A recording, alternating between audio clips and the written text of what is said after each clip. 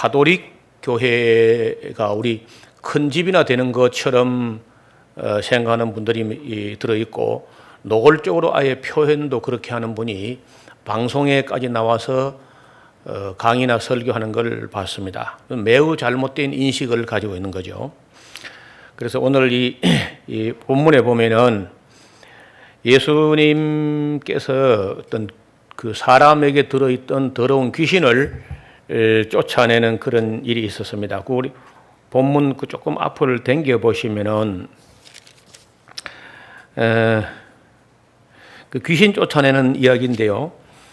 24절에 보면은 더러운 귀신이 사람에게서 나갔을 때에 물 없는 곳으로 다니며 쉬기를 구하되 얻지 못하고 이에 가로되 내가 나온 내 집으로 돌아가리라 하고 와보니 그 집이 소재되고 술이 되었거늘 이에 가서 저보다 더 악한 귀신이 7을 데리고 들어와서 거하니 그 사람의 나중 형평이 이전보다 더 심하게 되니라, 이런 말씀을 했습니다. 그랬더니 그 말씀을 들을 때 어떤 여성이 소리를 높여 예수님을 칭송하듯이 한 말이 뭐냐면은 당신을 뵌 태와 당신을 먹인 저지 복이 있도소이다. 그러면 이제 예수님 어머니는 참 복이 있다, 이제 그런 얘기죠. 당신같이 훌륭한 랍비를 낳은 그 여인은 누구인고, 이렇게 하면서 그 예수님을 잉태해서 탄생시킨 마리아를 참 복 있는 분이다, 이제 이렇게 칭송을 했는데 그냥 넘어가도 될 듯한데 뭐 그 마리아는 복 있는 분이죠. 근데 예수님께서 가라사대 오히려 하나님의 말씀을 듣고 지키는 자가 복이 있다. 뭐 그렇다고 예수님 어머니가 복이 없다 그런 말 아니죠. 그러나 이제 더 복이 있는 사람이 누구냐 하면은 하나님 말씀을 바르게 알아듣고 지키는 자가 복이 있다는 겁니다. 예수님을 단지 그저 육신의 어머니로 예수님을 낳았다는 것 때문에 복이 있는 것이 아니라 누구든지 간에 하나님 말씀을 듣고 지키는 자는 정말 복이 있다, 이렇게 말씀하신 거죠. 그래서 지금 그 로만 가톨릭이 왜 문제가 되냐 하면은 겉으로 이렇게 외형으로 볼 때는 매우 경건해 보이고 또 선해 보이고 뭐 착한 일도 하는 것이 보이고 어느 면으로 봐도 종교적으로는 꽤 성공을 했다고 봅니다. 사람들의 종교적 심리를 충족시키는 데는 그 모양이나 아니면 그 예배 형식이나 그 외의 어떤 생활, 종교 생활 어떤 이런 모습들이 매우 경건해 보이고 하거든요. 그러나 진리에 있어서 정말 바로 선 사람들이냐, 이런 문제를 우리가 좀 살펴보려고 합니다. 지금 2014년 8월 14일에 프란치스코라고 하는 교황이 지금 한국을 방문한다고 하는데 뭐 그 우리 대한민국이 건국된 이래로 제가 보기로는 그 외형적으로 행사가 어느 나라 그저 국가 원수가 온 것보다 더 성대하게 준비하는 것 같습니다. 아마 뭐 며칠 후면 이제 그런 행사가 벌어질 텐데 대단히 신경을 쓰고 뭐 행사도 그야말로 우리 건국 이래로 제일 큰 행사처럼 이렇게 준비하는 것 같아요. 국민들은 이 일반 교회 밖에서 가톨릭이나 우리 기독교를 바라보는 시각에서 국민들이라는 것은 진리 자체가 이 개신교가 옳으냐 가톨릭이 옳으냐 분별 못합니다.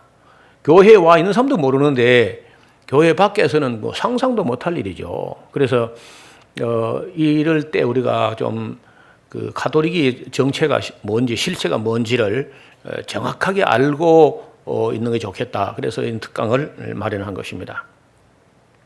제가 지금까지 한 30몇 년 동안 이 가톨릭에 대해서 살펴보았고 또 우리가 그 중고등학교 때 배운 역사책에서 종교개혁이라고 하는 걸 봤을 겁니다. 어렴풋이나마.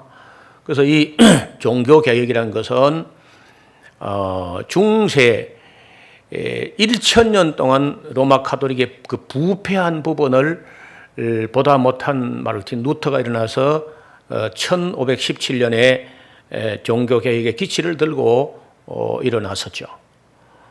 그날 이후로 적어도 역사를 알고 공부를 한 사람이라면은 로마 카톨릭이 잘못된 종교고 개신교가 옳다 하는 것은 상식적인 얘기인데, 오늘 세월이 흐르면서 로마 카톨릭은 교리적으로 신학적으로 잘못됐음에도 위축되지 않고 그 페이스를 잘 유지하고 어쩌면 더 성장하고 있어요, 양적으로. 반면에 우리 종교 개혁의 기치를 들고 일어난 개신교는 진리적으로 성경적으로 분명히 옳은데도 불구하고 유럽에서 개신교가 다 힘을 잃어버렸고, 미국에서는 변질돼 버렸고, 한국에서는 위축되고 있습니다. 그리고 미국에서도 개신교의 숫자는 점점 줄고 있고 아니면 변질되고 있거든요. 이것이 어디가 잘못된 것인가? 우리가 이 교회가 진리와 교리에 있어서 성경적으로 분명히 우리가 가톨릭보다 훨씬 더 바르고 옳거든요. 그런데 왜 개신교는 잘 안 되고 있고, 또 경건의 능력은 고사하고 경건의 모양도 지금 없어져 버린 이런 모습으로 전락되어 있는가? 무엇이 어디서부터 잘못된 것인가? 이런 것을 우리가 적어도 우리 개신교 성도들은 명확하게 알고 있어야 될 텐데 교회마다 별로 그렇지도 못하다는 겁니다. 그래서 오늘 마리아에 대한 교리를 자꾸 만들어내는 이 가톨릭이 어디서부터 잘못돼 가지고 예수님에게다가 포커스를 맞추지 않고 계속 마리아 교리를 만들어내고 있는가, 이런 부분도 이제 한번 시간 되는 데까지 한번 논의를 해보려고 합니다. 제가 인식하기로는 지금 로마 가톨릭은 기독교라고 하기에는 너무 성경에서 멀어져 버린 사람들. 그래서 바벨론 종교의 화신이다. 바벨론 종교가 기독교의 탈을 쓰고 나타났다. 이렇게 보는 것이 더 정확하지 않겠는가, 이렇게 봅니다. 성경의 역사를 잘 모르는 그런 사람들의 그런 입장에서는요, 가톨릭이 마치 기독교의 큰 집처럼 인식이 되고 있는 겁니다. 그러나 엄밀히 말하면 로마 가톨릭은 전혀 기독교라고 할 수가 없습니다. 그래서 이제 우리 한국에서 보통 기독교를 하지 않고 천주교 이렇게도 하죠. 천주교. 그러나 그 천주교 하는 말도 매우 애매하죠. 그 하늘에 있는 주님을 섬긴다, 천주교. 로마 카톨릭을 정직하게 말하자면 만국 종교 혼합주의 같은 그런 양상을 띠고 있습니다. 그래서 나중에 이제 우리가 살펴보면서 어떤 종교적 요소들이 만국 종교의 어떤 부분들이 희석되고 혼합되는가 하는 것을 이제 살펴보겠습니다. 그다음에 로마 가톨릭 교회 안에도 구원이 있을 수 있는가 하는 것도 이제 우리가 생각해 봐야 할 문제고요. 제2차 바티칸 공회 이후에 가톨릭이 많이 변했다고 사람들이 인식을 하고 있습니다. 그런데 실제로 변했는가? 그것도 이제 우리가 좀 살펴봐야 돼요. 그 가톨릭의 과거, 현재, 미래는 또 어떻게 될 것인가? 그 다음에 그들은 또 성경대로 믿는 사람들인가? 이런 것을 좀 심도 있게 살펴볼 필요가 있습니다. 제가 이 바벨론 종교의 화신이라는 말을 쓸 때 왜 로마 카톨릭을 바벨론 종교의 그 뿌리를 뒀다 이렇게 보냐 하면은요, 이 니무롯 당시에 바벨탑을 쌓던 사람들이 창세기 11장에 보면은 언어가 혼잡됨으로써 그들이 쌓던 바벨탑을 포기하고 온 세상으로 흩어져 갑니다. 흩어져 갈 때 우리 조상들은 동쪽으로 끝없이 진출해 온 사람들이고, 우리보다 더 멀리 간 사람들은 아메리카 대륙을 해서 남아메리카까지 이제 나아갔죠. 그리고 이제 그 서쪽으로 혹은 서북쪽으로 간 사람들이 이제 오늘날 그 바벨론 종교 중에 바벨론 사람들 중에 주류 세력들이 서쪽으로 서북쪽으로 나아가서 오늘날 유럽과 로마를 비롯한 유럽 그리고 북아프리카 일부를 이루고 있습니다. 그리고 이제 서남쪽으로 내려간 사람들이 오늘날 아프리카 사람들이 된 거죠. 근데 지도를 보시면은 여기가 이제 바벨론이고요. 바벨론. 그리고 이 바벨론에서 이 코카사스 산록을 넘어서 이렇게 넘어가서 유럽까지 간 사람들이 있는데 대개 이제 카자르족이라는 사람들이 이런 경로로 해서 갔습니다. 그 다음에 또 그냥 서쪽으로 쭉 간 사람 터키 땅을 가로질러서 그 보스포러스 해협이나 아니면 그 다르다넬스라고 하는 이 해협을 건너서 유럽 쪽으로 간 사람들입니다. 그 다르다넬스 혹은 차나칼레 해협이라 그러는데 그 해협으로 건너갈 수 있죠. 뭐 빤히 보이니까 이쪽에 가서 이 터키 땅 맨 서쪽에 가서 보면 유럽 땅이 바로 건너 보입니다. 눈으로 육안으로. 그리고 이제 이 보스포러스 해협은 다리 한 개가 연결되어 있습니다. 이스탄불에 있는 그 다리는 보스포러스 해협은 그야말로 뭐 다리로 연결할 정도니까 유럽하고 거의 다 붙어 있는 땅이죠. 그쪽으로 건너간 사람들이 유럽 사람이 되었고요. 그 다음에 또 한편에는 페니키아 쪽으로 왔던 사람들이 있는데 이 바벨탑을 쌓다가 흩어진 사람 중에 주류 세력들이 페니키아, 우리 성경에 베니게 혹은 두로, 시돈 이런 말입니다. 지금 현재 레바논 지역입니다.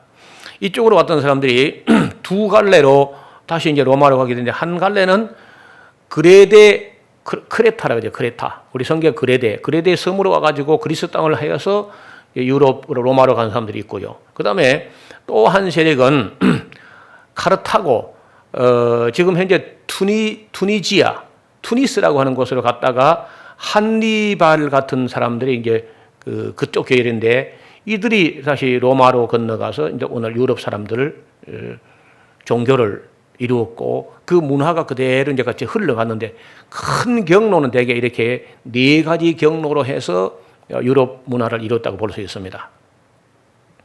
이런 대로 이 두로 왕에 대해서 에스겔서 26장, 27장, 28장까지 보시면은 두로 왕을 마치 사탄처럼 표현하고 있습니다. 두로 왕을.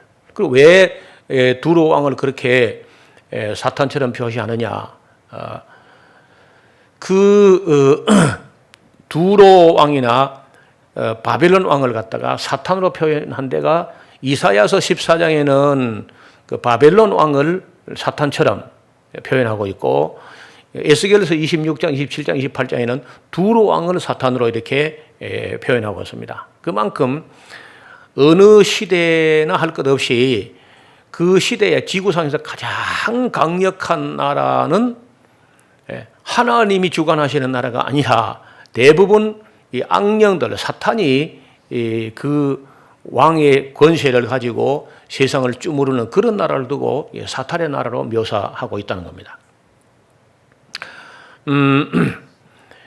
그 당시 이제 그 성경이 기록될 당시에 다시 말하면은 예수님 당시 같으면은 옛날에는 모든 길은 바벨론으로 갔다가 그다음 모든 길은 또 로마로 갔다가 지금 모든 길은 미국으로 하고 앞으로 모든 길은 이제 다시 유럽으로 쏠리는 그런 때가 온다는 거예요. 그래서 바벨론 시대에는 그 로마라든지 이런 나라는 그리 발전이 안 됐었습니다. 그때는 모든 길이 바벨론으로 이렇게 집중되어 있었어요.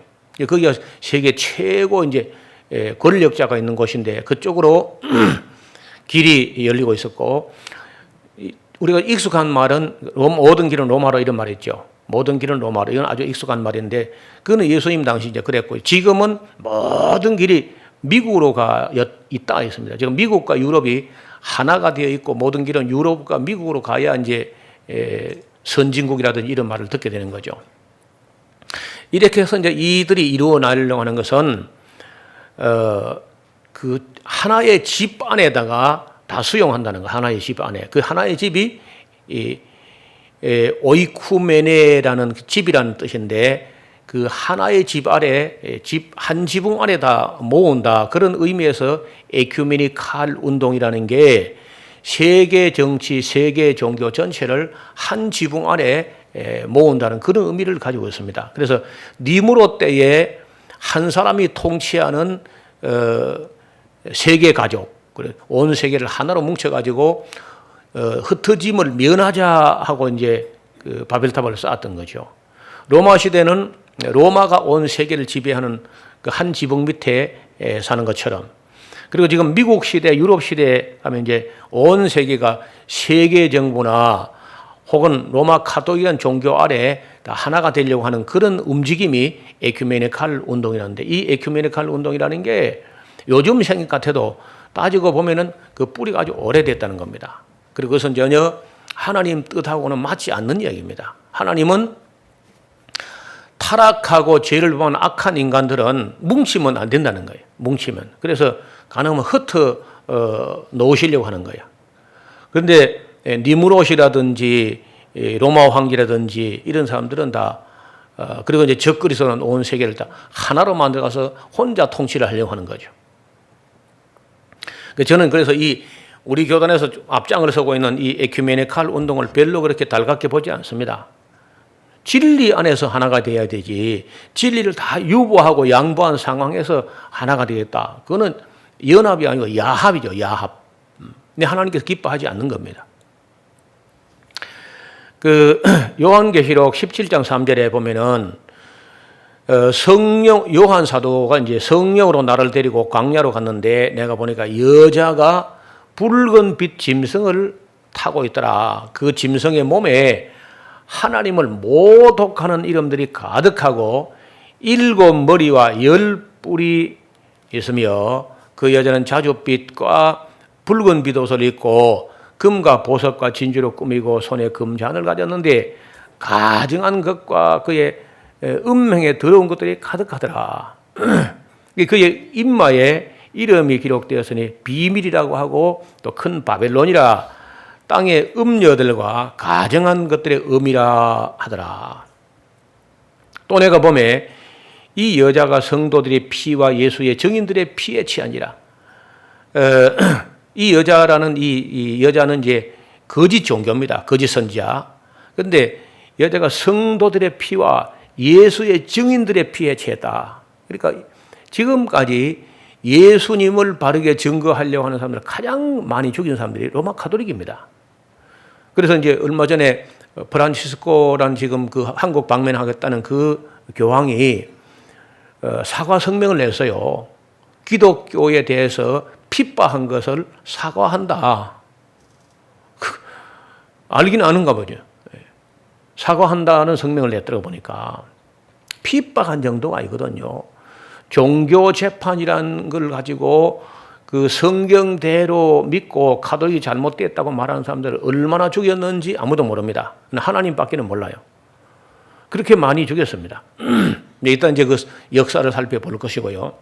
그래서 이 여자라는 이 음녀, 이 세상 정치와 짐승이란 적그리스도와 함께 야합된 이 음녀가 성도들의 피를 얼마나 많이 흘렸는지, 예수의 증인들의 피를 얼마나 마셨는지 거기 취했다는 거예요. 내가 그 여자를 보고 놀랍게 여기고 크게 놀랍게 여기니, 천사가 이렇게 왜 놀랍게 여기느냐? 내가 그 여자와 그 탄 7머리와 10뿔 가진 점성의 비밀을 내가 네게 이르리라 하는 이야기가 요한계시록 17장 이야기입니다. 이건 마지막 때 있을 일인데 앞으로 그 로마 카톨릭을 중심해가지고 온 세계 종교가 이제 하나가 되었을 때 빚어질 비극을 요한계시록이 미리 보여주는 거죠. 이제 그림을 하면 이런 그림입니다. 이 음녀라는 여자가 붉은 빛 짐승을 탔는데 이 붉은 빛 짐승은 머리가 7개가 뿔이 10개라. 그러니까 머리가 7개라면은 뭐 다른 거 없죠. 그만큼 머리가 좋다는 겁니다. 온 천하를 꿰고 온 천하를 속일 만큼 머리가 좋다는 것이고, 뿔이 10개라. 권세가 그냥 완벽한 권세라는 거죠. 뿔은 되게 권세나 힘을 상징하는데 아무도 감당하지 못한, 아무도 막아낼 수 없는 권세, 능력. 이런 거 가져. 그러니까 이렇게 큰 권세를 가지고 지혜를 가지고 그렇게 이제 온 세상을 다 속이고 기만할 때에 함께 거기 편승하는 세력이 있는데 이게 거짓 종교 음녀라는 겁니다.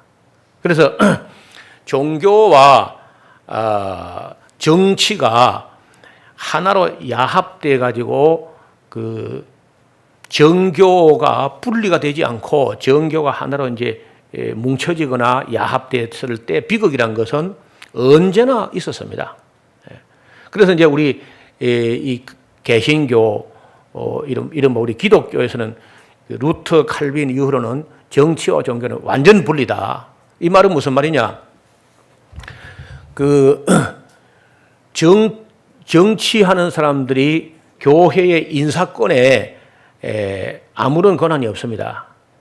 또 종교 지도자에게 정치적인 인물을 인사할 수 있는 인사권이 없다는 거죠. 그래서 완전 분리라는 거예요.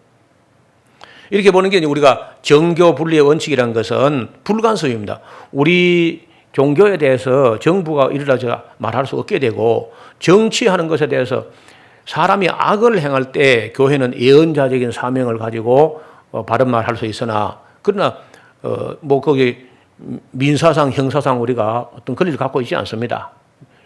언론적으로 말로 예언자적 사명을 가지고 정부가 잘못한 거 비평할 수 있지만은 그것이 우리가 그 문제를 가지고 종교가 정치에 대해서 뭐 재판할 권한이 없는 거죠. 인사권도 없고요. 재정도 독립되어 있습니다. 우리가 뭐 재정도 교회는 교회 재정이 따로 돌아가고 있고 정부는 정부도 따로 돌아가는 거죠. 그래서 이 그림이랑 지난번 잠깐 한번 말씀드린 적이 있는데 이게 무슨 얘기냐면은 여기 있는 짐승하는 것은 그 옛날에는 황소입니다. 황소. 제우스라는 황소.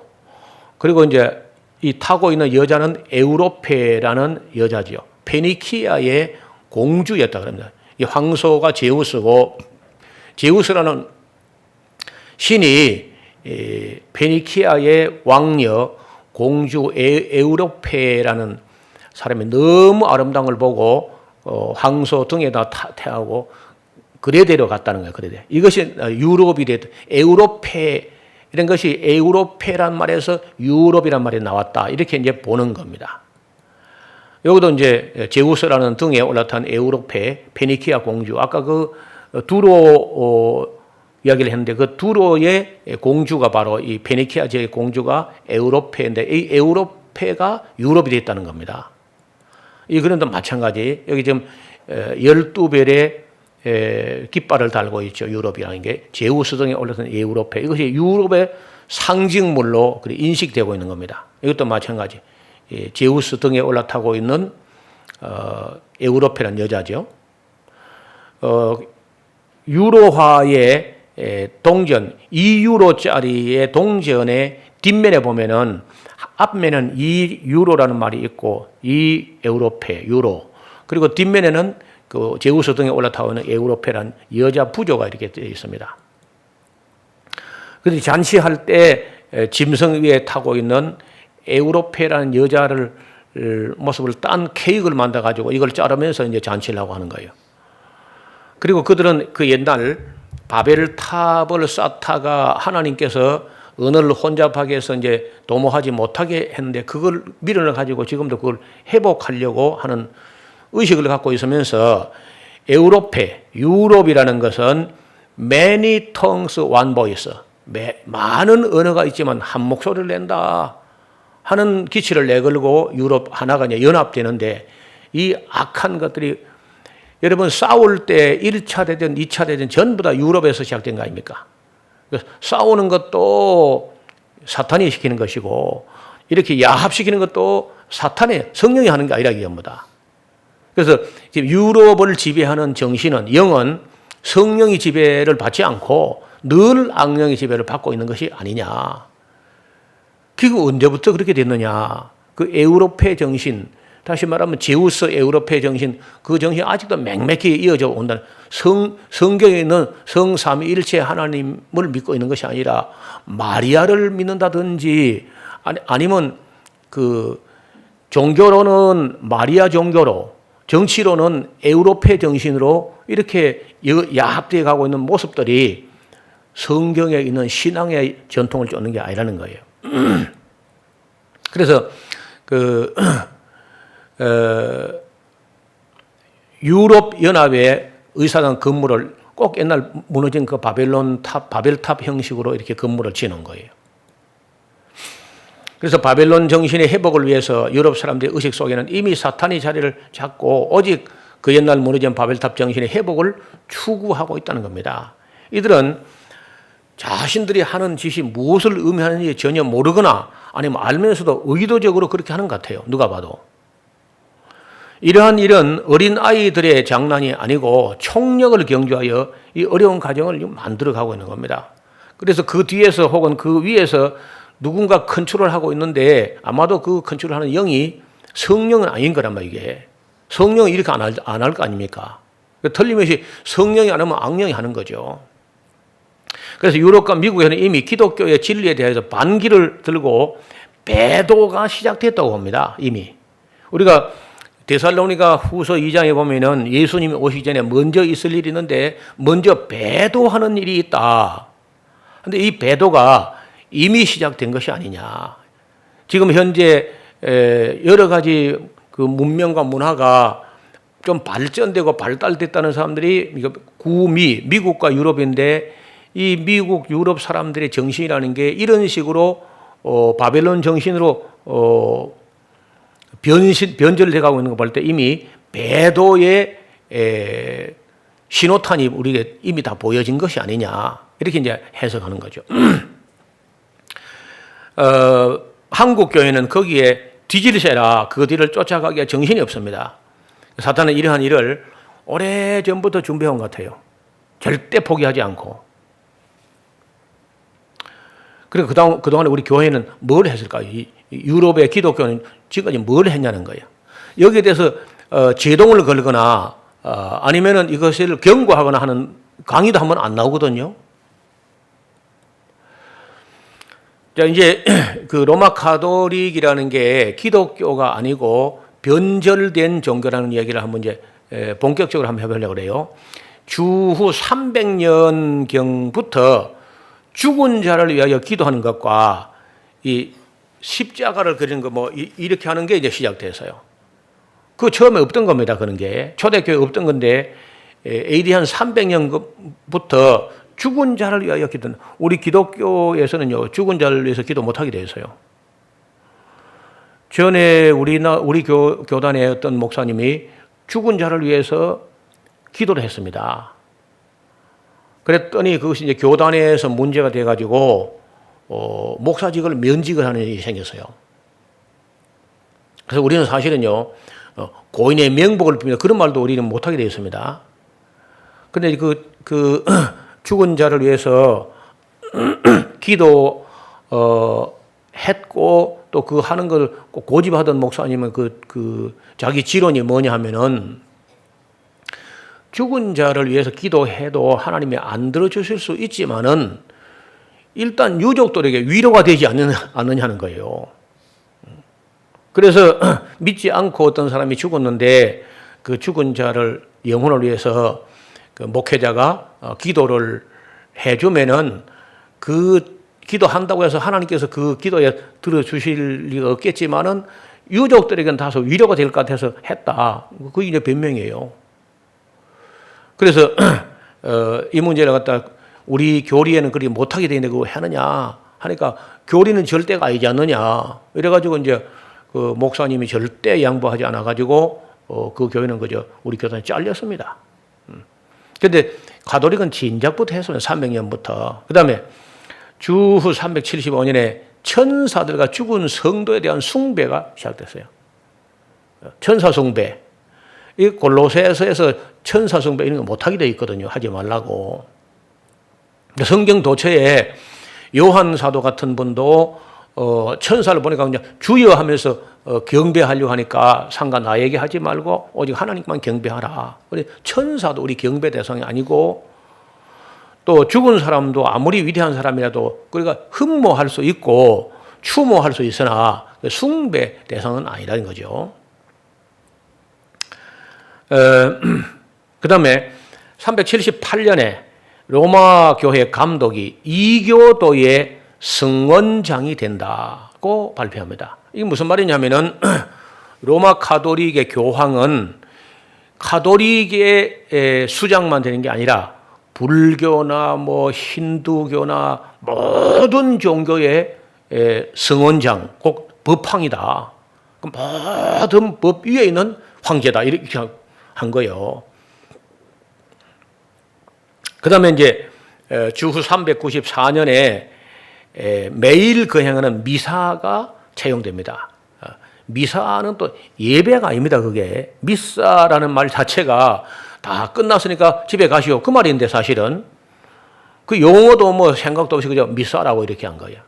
예배면 예배지. 성경은 하나님께서 이렇게 미사하는 자를 찾으신다 이렇게 안 돼 있거든요. 예배하는 자 찾으신다는데 예배란 말이 굉장히 기분 나쁜가 봐. 하나님께 예배한다는 게 기분이 안 좋은지 성경에 보면 예배라고 되어 있는데 예배를 안 하고 미사를 한다는 거야. 우리는 그저 미사나 예배라 뭐 다 예배지 뭐 이렇게 생각하지만 그렇지 않죠. 성경에 예배라서 그냥 예배라 해야지 왜 미사를 하냐고 그게 법정 용어거든요. 법의 재판 다 끝났을 때 다 이제 재판 끝났으니까 다 집에 가시오 그 말이 미사라는 말이에요. 미사 에스터 미사 끝났으니까 집에 가시오 이렇게 하는 말인데 그걸로 왜 예배에다 쓰냐고 가톨릭이. 말도 안 되는 일이거든요 그것도. 그 다음에 가장 결정적인 이야기가 요 이제 5번째 이야기인데 주후 431년에 에베소에서 그 종교 회의를 합니다. 에베소 회의라는 유명한 회의인데 그 에베소 회의에서 마리아에 대한 교리를 만드는데 마리아가 하나님의 어머니라 그리스도라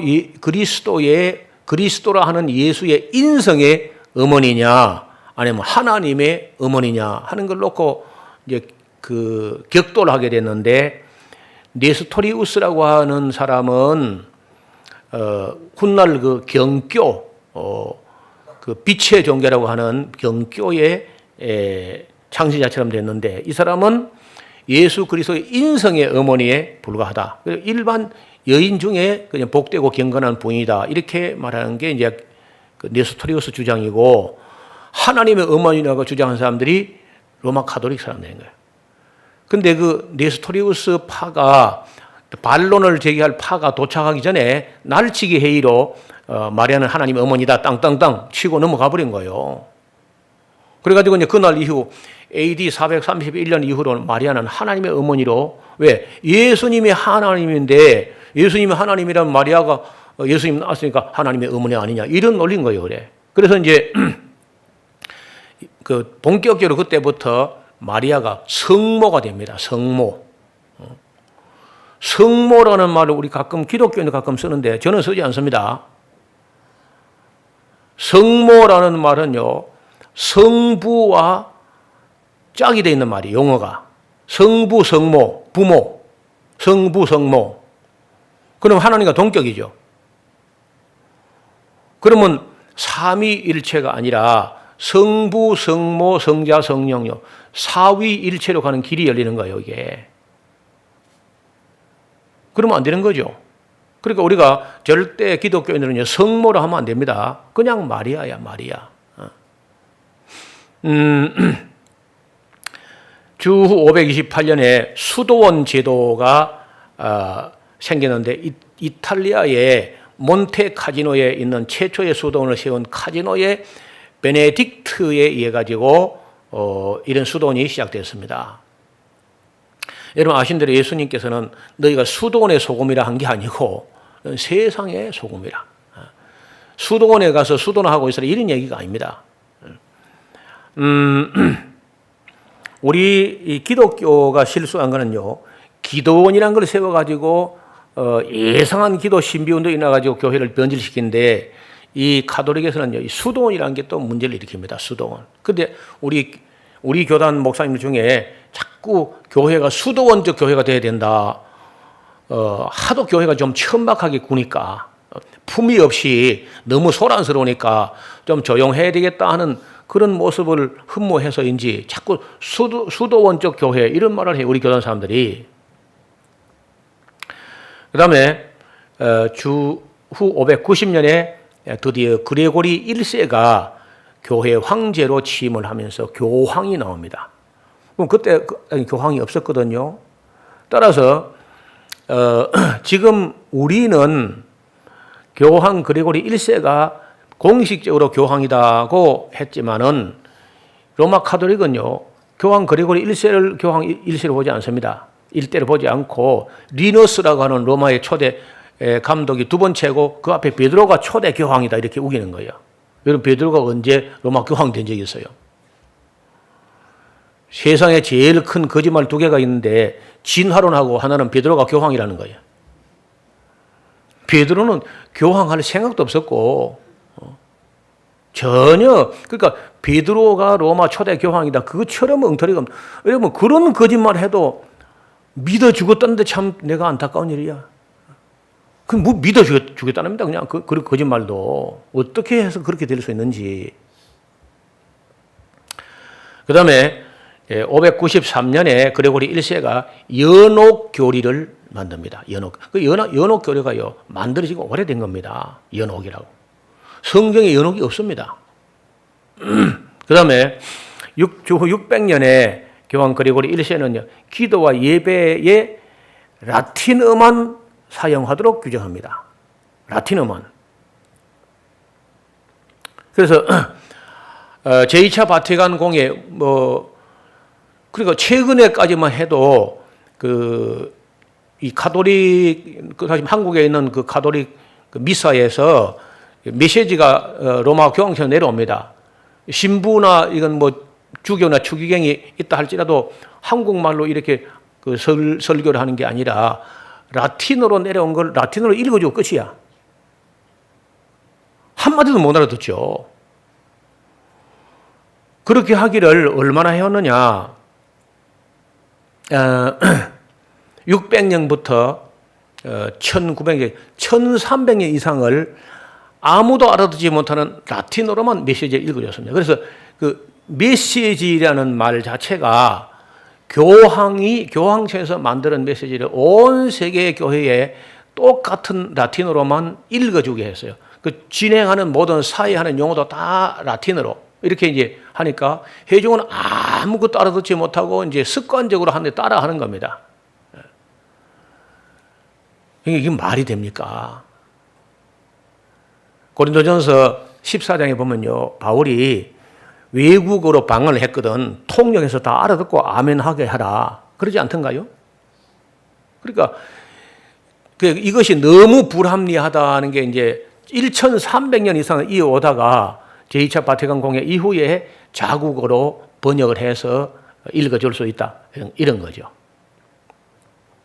따라서 교황청에서 무슨 소리가 내려갔는지 성도는 아무것도 모르는 겁니다. 그냥.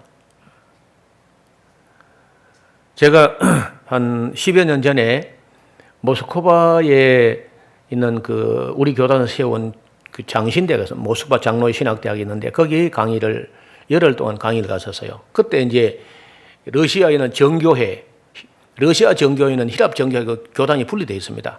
러시아 정교회 역사가 1000년이 넘었는데 그 1000년 동안 러시아 정교회 그 신부가 목사가 이제 설교를 하느냐? 설교 안 해요. 어떻게 하느냐? 히브리어하고 헬라어만 가지고 그 미사 예배를 집전하는데 저처럼 여러분 얼굴을 이렇게 돌아보고 알아듣게 하는 게 아니라 목사도 앞을 보는 거예요. 앞을 보고 히브리어하고 헬라어로 된 원어를 회중은 하나도 알아듣지 못하는데 혼자 읽어요. 소리 내서. 읽으면 이제 러시아 정교회 회중들은 하도 오래 들으니까 진행되는 것만 대충 알고 다 끝나면 아민 하고 집에 간다는 거야. 그걸 천년을. 그래서 저는 공산주의가 일어나서 러시아 정교의 재산을 다 빼앗아버리고 막 목회자를 갖다가 막 시베리아에 유배하거나 핍박하거나 죽였다 할 때 막 공산주의야말로 붉은 용이요. 사탄이여 마귀다 막 이렇게 뭐 그렇게 막 혹평을 했었는데요. 가서 러시아 정교회에 해온 그 작태를 보니까 어쩌면 공산주의에다가 뭐 상을 줘야 되지 않겠느냐. 그런 교회를 없애버리려고 했으니까. 그래서 제가 이제 그 모스크바 장신대 가서 이제 그 러시아 정교회에서 신앙생활 하던 사람이 장신대 와서 성경을 배우는데 제가 창세기부터 사무엘 상서까지 강의를 했습니다. 그 다 알아듣게 하니까 물론 통역을 시켜서 하니까 뭐 시간이 많이 걸리지만 이걸 성경을 다 알아듣게 하니까 그 러시아 정교회 밑에서 아무것도 듣지도 보지도 배우지도 깨닫지도 못했다가 성경을 다 알게 가르치니까 얼마나 사모하는지 이 사람들이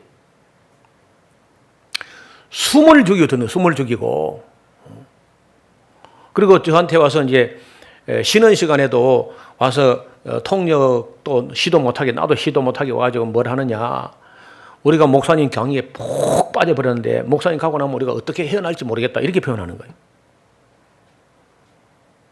그러니까 이 세상에 이 진리가 종교화되었을 때 종교화되어서 굳었을 때 진리는 하나도 전달이 안 되게 그 진리가 종교 속에 동결되는 완전히 얼어붙어가지고 진리를 종교라는 얼음 속에 딱 동결시켜 놨다는 거.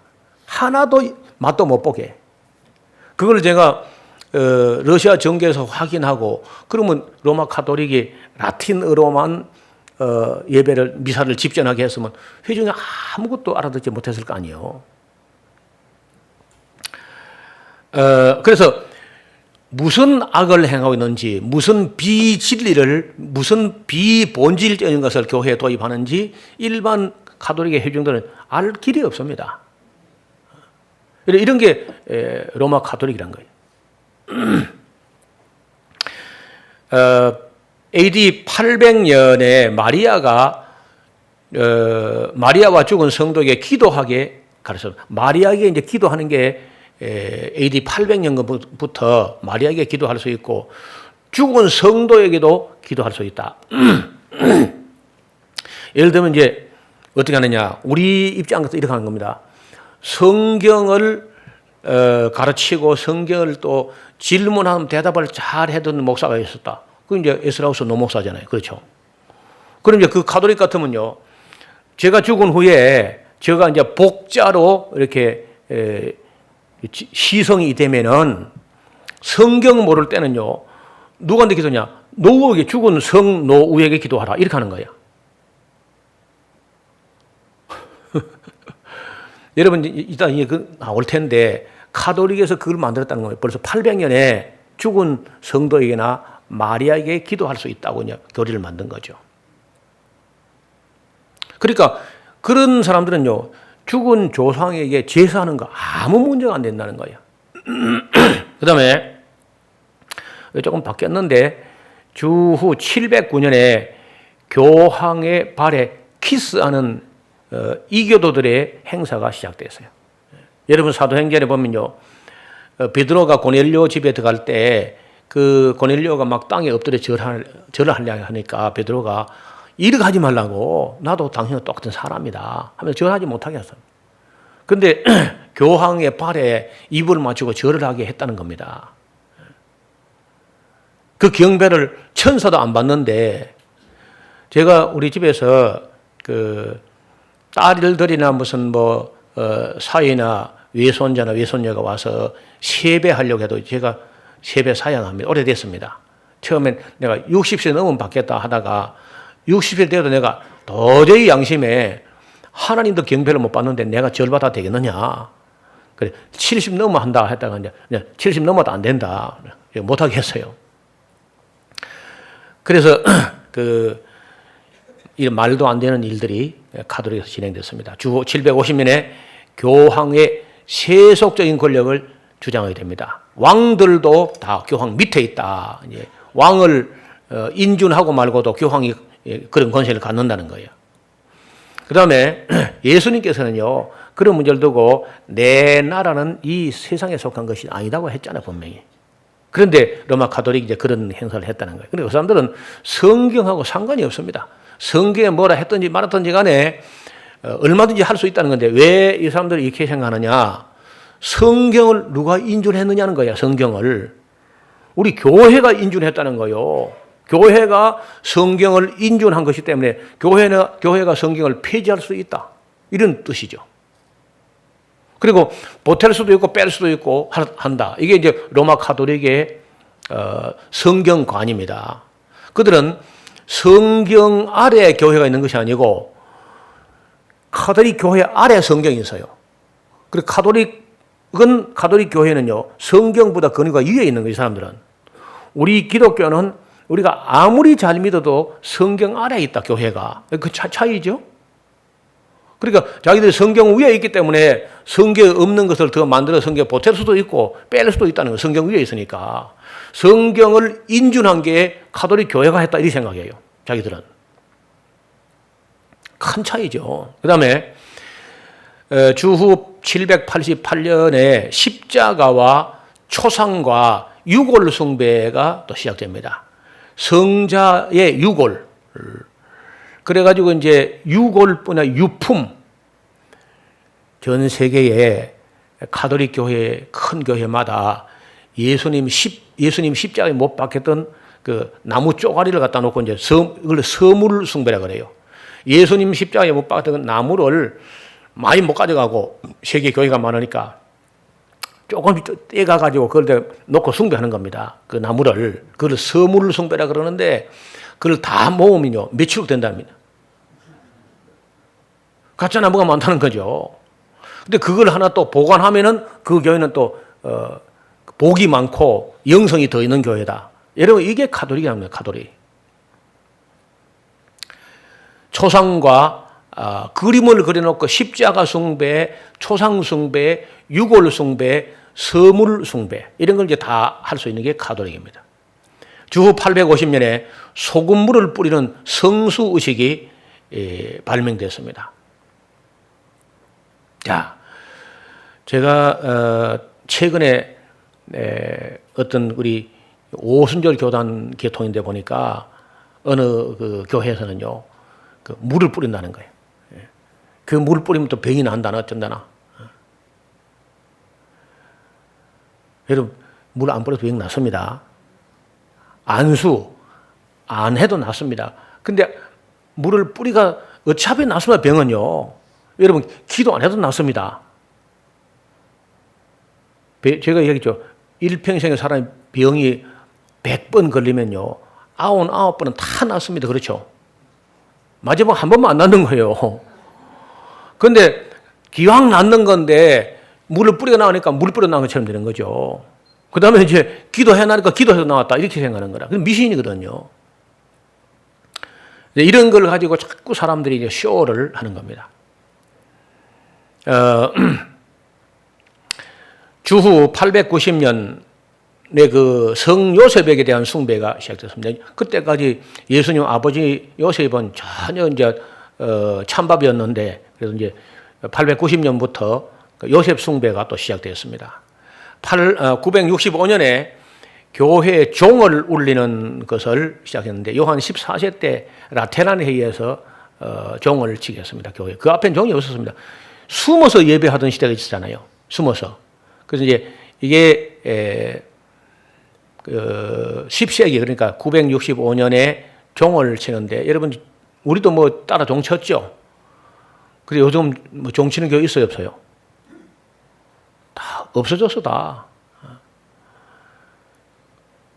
그때 뭐 그 한때 교회마다 종을 치는데 30분씩 차이를 두고 치니까 새벽 4들 종을 쳐가지고 안 믿는 사람들이 막 욕을 대니까 자연히 스스로 조용조용 해서 종이 없어졌어요. 이제 종소리 없죠.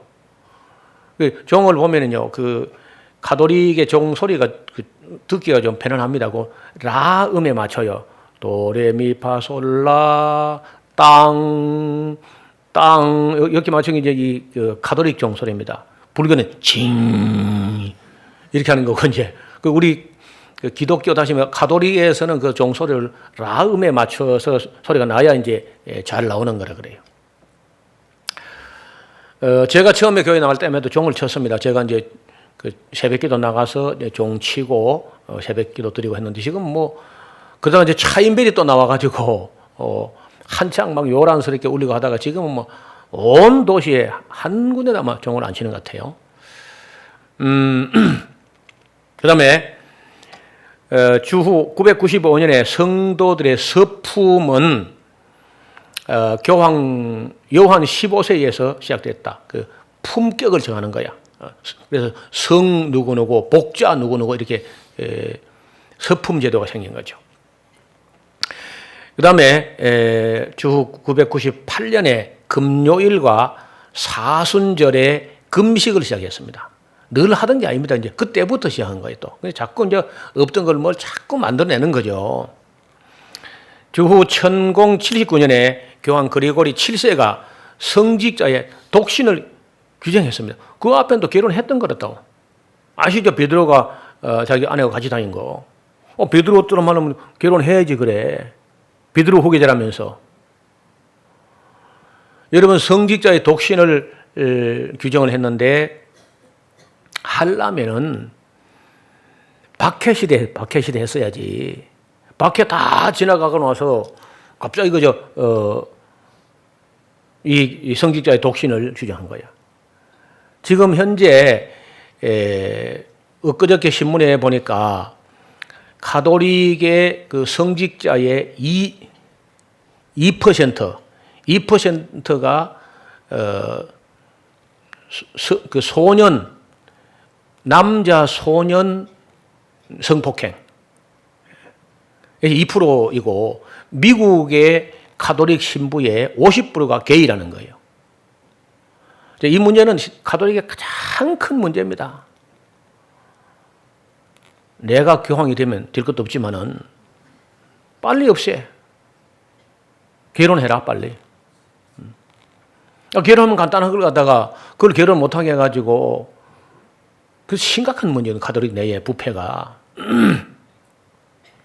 인터넷을 검색하면 나올 겁니다. 그런 게 제가 지금 우리 홈페이지 어딘가가 그 올려놨는데 이런 창조 원리에 맞지 않는 성경에 남자가 독차는 게 좋지 못하니 특별한 독신의 은사가 있어가지고 특별한 사명을 위해서 홀로 사는 사람이 있을 수 있으나 그건 자연적으로 맞지 않는 겁니다. 그리고리 7세가 악한 짓을 한 겁니다.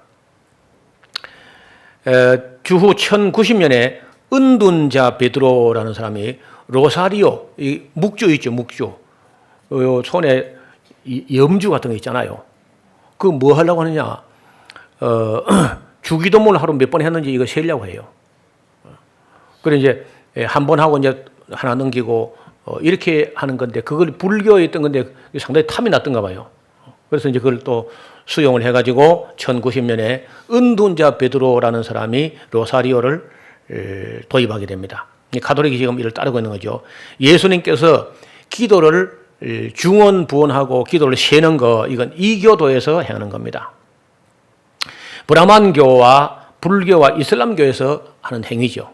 기도를 몇 번 했다. 하루에 기도를 5번 했다. 뭐 7번 했다. 이렇게 하는 거 하나님께서 기뻐하지 않는 것들입니다.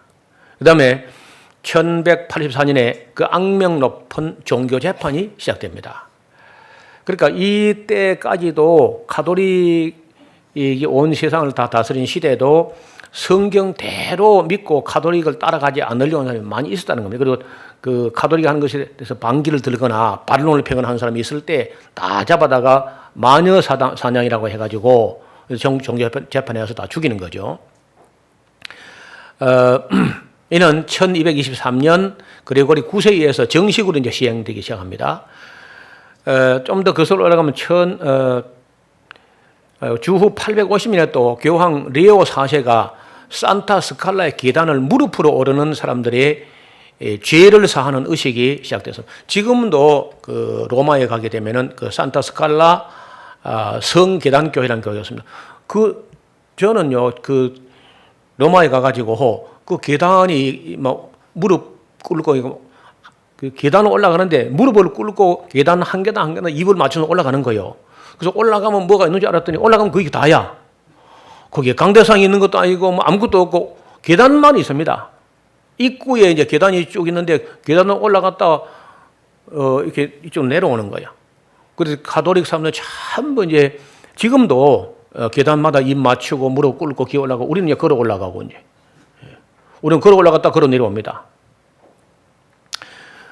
그 유명한 마르틴 루터가 자기 제 속에 있는 남자가 혈기방장한 때에 독신으로 사니 그 속에 있는 성적 욕구나 본능적 욕구가 얼마나 마음으로 많은 죄를 범하겠습니까? 그러니까 매일같이 그런 죄와 갈등이 있는데 그 죄책감이라 이런 걸 없애보려고 그 산타 스카라 성계단교회를 수십 번 오르내리면서 거기다가 무릎팍에 피가 나도록 그 계단을 오르내리고 해도 자기 죄의식은 없어지지 않고 죄의 욕구도 사라지지 않았다는 거야. 그 계단을 오르내리다가 갈라디아서 있는 말씀이 의인은 오직 믿음으로 말미암아 살리라. 이 갈라디아에 있는 말씀이 떠올라서 그 계단에 오르고 내려가는 것 다 때려치우고 종교개혁의 씨가 그 마음속에 떨어지게 된 거예요. 여러분 로마에 가게 되면 그 성계단교회 우리가 반드시 가보게 되는데 의의 없는 일이죠. 지금도 계속하고 있습니다. 주후 1215년에 화채설이 교황 인노센트 3세에서 제정되었습니다. 화채설은 무슨 말이냐? 이 신부나 교황이나 추기경이 주교가 예수님 몸을 기념하는 그 떡을 놓고 축사하는 순간에 그리고 축사하고 입에 넣는 순간에 예수님 살로 변한다는 거야. 참 담대한 거짓말 같아, 그렇죠? 그리고 우리 어떤 그 가톨릭 신부하고 논쟁을 하는 교리 논쟁을 하는 그 책이 있는데 거기 보면요, 기독교 측에서 한 자매가 그 신부의 화채설을 이제 반박하기 위해서 무슨 하냐? 신부가 이제 와서 떡을 놓고 축사하는 거요. 축사하면 이제 바로 예수님 살로 변한다고 하니까 신부님 제가 시험 삼아 독약을 조금 넣었는데 축사하면 다 예수님 살로 변하는 거 괜찮겠죠? 했다는 거예요. 그러니까 이 집은 저주받은 집이라도 하면서 신부가 나가버리더랍니다. 그리고 그 들통난 거죠. 거짓말하는 게. 우리는 기념설이죠. 기념설. 나를 기념하라는 것이지 그것이 기도하는 순간에 예수님 살로 변한다 하기는 거짓말이죠. 주 1215년에 고해성사가 교황 인노센트 3세에서 제정된 그 앞에는 그런 게 없었습니다. 13세기에 신부나 주교 앞에 가가지고 자기 지은 죄를 다 이제 자백을 고해성사라고 이제 하는 거예요. 그러면 이제 형제 내가 누구의 죄를 성부와 성자와 성령 그대의 죄를 사하노라. 그 사해진데 자기가 무슨 권세로 사한다는 거예요. 그 전주에 가면은 유명한 성당이 있어요. 그 성당에 그 이제 신부가 고해성사를 받는데 고해성사 받는 게 참 괴로운 일이라 성도들이 세상에서 죄를 지놓고 하나님 옆에 그 죄가 있었으면 자백하고 하면 될 텐데 그걸 낱낱이 신부에게 와서 다 자백하니 성도수가 많으면요 그 신부는 매일같이 그 고해성사하러 오기는 그걸 다 들어야 되는데 제일 많이 듣는 게 7개 남자 성도들이 남자 신자들이 어떤 여자 신도하고 이제 썸씽이 있었다. 근데 자백해야 되거든요. 천국 가려면은 제사 받아야 되니까. 그래가지고 이제 하도 그런 죄가 너무 자주 고해성을 들으니까 듣기에 누구 집 아내하고 누구 어떤 딸하고 이렇게 했다. 그 듣기가 막 신부가 너무 괴로우니까 앞으로는 그렇게 하지 말고 우물가에서 넘어졌습니다. 그렇게 하라 했다는 거예요. 그런 죄는 그 낱낱이 다 주워 생기면 내가 듣기 너무 괴로우니까 우물가에서 실족에 넘어졌습니다. 그렇게 하면 내가 그래서 저를 사원할 테니까 그렇게 약속을 했대 그 성도하고. 그리고 그 신부가 딴 성당으로 가버려서요. 근데 성도는 다 그래 해야 되는 줄 알고 그 다음 신부가 또 왔는데 그 다음 신부는 그건 무슨 말인지 모르는데 계속 신자들 와서 우물가에서 또 넘어졌습니다. 그러니까 어느 날 신부가 그랬대요. 그 빌먹을 우물가 어디 있는지 돈이 아무리 팔더라도 음을 파내버려 그냥. 왜 자꾸 너무 싫으냐? 이러면 싫어하냐 싫어. 우리는 우물이 없는지. 고해성사 하는 사람도 힘들고 받는 사람도 죽을 지경이죠. 주후 1220년 떡을 숭배하는 의식이 교황 호노리우스에 의해서 발명됐습니다. 떡 숭배, 그 성체 숭배라고 하죠. 성체 숭배. 주후 1229년에 톨로사 회의에서 성경과 여러 책들을 구독하지 못하게 금령이 성경 읽지 못하게 하는, 그리고 성경 외에도 진리를 알 만한 책을 읽으면 안 되는 걸로 금령을 선포합니다. 성경이 금서 목록 1호입니다. 1호. 자꾸 성도들이 성경 읽으니까 딴소리 하니까 가톨릭이 하는데 성경이 없다고 자꾸 우기니까 성경 읽지 못하게 합니다. 주후 1287년도 교황이나 주교들이 입는 법복이라는 걸, 복식을 갖다가 영국 출신 수도성 시몬 스톡이라는 사람이 해가지고 발명됐습니다. 시몬 스톡이 지금 가톨릭 그 교황이나 주교 신부가 있는 그 법복이라는 걸 만들어내는 거예요. 상당히 근사하죠. 입고 다니면 뭐 있어 보이잖아요. 그렇죠. 그 다음에 이제 1414년에 콘스탄틴 회의에서 성도들에게 성례식에서 떡만 주고 포도주는 우리 신부끼리 다 마신다. 그래서 그때부터는 이제 그 앞에는 포도주도 다 주다가 성도들에게, 그때부터는 이제 성도들은 떡만 주고 이제 포도주는 안 주는 거예요. 그 다음에 주후 1439년에 피렌체에서 연옥에 대한 교리가 교리적으로 이제 확정 선포하게 됩니다. 연옥 교리를 없애야 될 걸 더 강화하는 거예요. 주후 1439년에 7가지 칠성례라는 성례가 피렌체에서 비준되었습니다. 1196년 교리인데 마리아 송의 전반이 파리의 감독 오토에 의해서 완성되었고, 후반부는 1568년도 교황 피우스 5세가 완성해가지고 마리아 송, 마리아 기도를 완성하게 됩니다. 주후 1445년에 트렌트에서 유전이, 다시 말하면 그 교황이 교지를 발표하거나 이런 것이 전부 다 성경과 꼭 같은 건의가 있다. 성경과 유전과 외경이 같은 건의로 선포가 되었습니다. 주후 1546년에 트렌트 회의에서 외경을 성경에 포함시키는 오류를 범했습니다. 그래서 지금 현재 가톨릭은요 77권입니다. 우리는 66권이고 11걸 더 보태는 거예요. 그래서 그 이제 문제를 제기하니까 지금은 66건 건의하고 나머지 11건 건의는 뭐 같이 취급하지 않는다, 이런 식으로 이제 변명을 하는 거죠. 주 1854년에 교황 피우스 9세가 마리아 무원죄 잉태서를 발명합니다. 마리아는 원죄가 없이 잉태된 여인이다. 그 신격화하려고 하니까 원죄를 가지고 아담의 후손으로는 누가 죄가 없느냐 하는 게 좀 꺼리끼니까 마리아 무원죄 시태, 무원죄 잉태서를 만들었습니다. 1870년도 교황 피우스 9세는 교황 무오서를 주장합니다. 교황이 하는 말은 절대 오류가 없다. 우리 기독교는 성경 무오서를 이야기하는데 교황 무오서를 주장한 겁니다. 1907년도 이제 얼마 안 됐죠. 교황 피우스 10세는 현대과학에 발표한 모든 것을 다 이단적인 학설로 단죄하고, 최근에 요한 바로 2세는 피우스 10세가 정지한 것은 가톨릭의 큰 실수였다고 또 시인을 했습니다. 주 1717년에 마리아가 은총의 중재자가 됐다고 발표합니다. 은총의 중재자라는 말은 마리아에게 기도하는 게 예수님께 기도하는 것보다 훨씬 더 낫다, 이제 그런 얘기예요. 1930년도 교황 피우스 11세는 모든 공립학교를 인정할 수 없다고 발표했습니다. 가톨릭이 세운 학교 외에는 인정하지 않는다, 이렇게 이제 발표합니다. 1931년도 교황 피우스 11세는 마리아는 하나님의 어머니라는 교리를 재확인합니다. 마리아는 진짜 하나님의 어머니다. 이래가지고 이제 그 가톨릭 교회당 가면은 천정이라든 어떤 벽화에 마리아가 하늘에서 그 하늘 황후로 대관식을 하는 그림을 공식적으로 그려붙이기 시작합니다.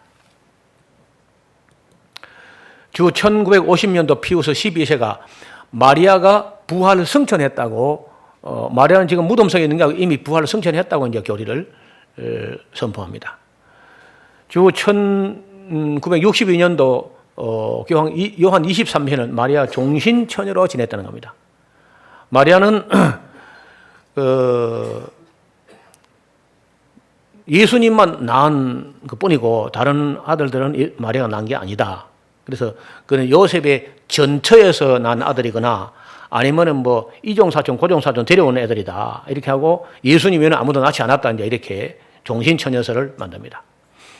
1996년도 요한 바오로 2세는 진화론이 과학적으로 맞다고 또 무슨 또 생각이 바뀌었는지 진화론이 과학적 사실이다. 그렇게 했습니다. 며칠 전에 로마 가톨릭 교회 대변인이 예수님은 재림하지 않는다고 발표합니다. 한 2주간 됐습니다. 우리 에스라서 홈페이지에 올려놨는데 왜 예수님이 재림한다는 말이 퍼졌느냐 하면은 예수님이 그날 술을 너무 많이 자셔가지고 뒷감당 못할 말을 이게 허황된 소리 했다는 거야. 그래가지고 예수님 말을 했기 때문에 이거는 퍼졌고 퍼진 걸 갖다가 어떤 변명해야 되기 때문에 재림교를 끝없이 만들어냈는데 지금 와서 솔직히 말해서 예수님 재림하지 않는다. 그래서 더 좋은 걸 내려줄 준비를 하시지 재림하지 않을 거다. 이제 이런 걸 공식적으로 발표를 했습니다. 가톨릭 대변인이라는 사람, 교황청 대변인이. 여러분 그 인터넷으로 예수의 재림설 부인이라고 하는 그런 키워드를 가지고 검색하면 지금 구할 수 있습니다. 성도들을 이끌고 있는 교황이 사는 집이든지 정교회 사람들이 사는 집이든지 다 하나님의 오이쿠메네, 즉 집 같은 집으로 생각하는 사람들이 운동, 이른바 에큐메니칼 운동이라. 이들은 아마도 사탄이 사는 집과도 화평하게 지내보자는 생각을 가지고 있는 것 같습니다. 모든 종교가 싸우면 안 된다. 그래서 로마 교황청 안에서 다 하나가 되야 된다. 그래서 이제 히랍 정교회도 끌어안으려고 그러고 개신교도 끌어안으려고 그러고 불교도 끌어안고 모든 종교를 교황의 품에 다 끌어안겠다. 이런 생각이 이 오이쿠메네, 다시 말하면은 에큐메니칼 운동인데 우리 교단 지도자들이 그걸 앞장을 서고 있습니다. 가톨릭 품으로 돌아가려고. 저는 만약에 이제 노골적으로 돌아가자고 하면 제가 뭐 교단 탈퇴 같은 거 뭐 전혀 두려워하지 않습니다. 있을 수가 없는 일이거든요. 그 다음에 마리아 교로 기울어져 가는 가톨릭인데 로마 가톨릭 교회는 그동안 마리아에 대한 교리만 5가지나 발명했는데 우리는 마리아가 한 여인으로서 참으로 복된 여인이고 믿음이 아름다운 분이라고 믿습니다. 그러나 그는 사람 이하도 아닌 경건한 여인에 불과하다는 겁니다. 절대 성모 이런 게 아니고 하나님의 어머니 그런 게 아니라는 거예요. 마리아가 원죄 없이 잉태했다. 아무 근거가 없는 소리입니다. 마리아는 부활을 승천했다. 아무 근거 없는 소리입니다. 마리아가 은총의 중재자다. 여러분 하나님과 사람 사이의 중보는 사람이신 예수 그리스도 한 분밖에 없다. 이래 돼서요. 그 다음에 마리아가 종신처녀로 지냈다. 이 교리를 주장하기 위해서 가톨릭은요 성경 하나 더 만들었습니다.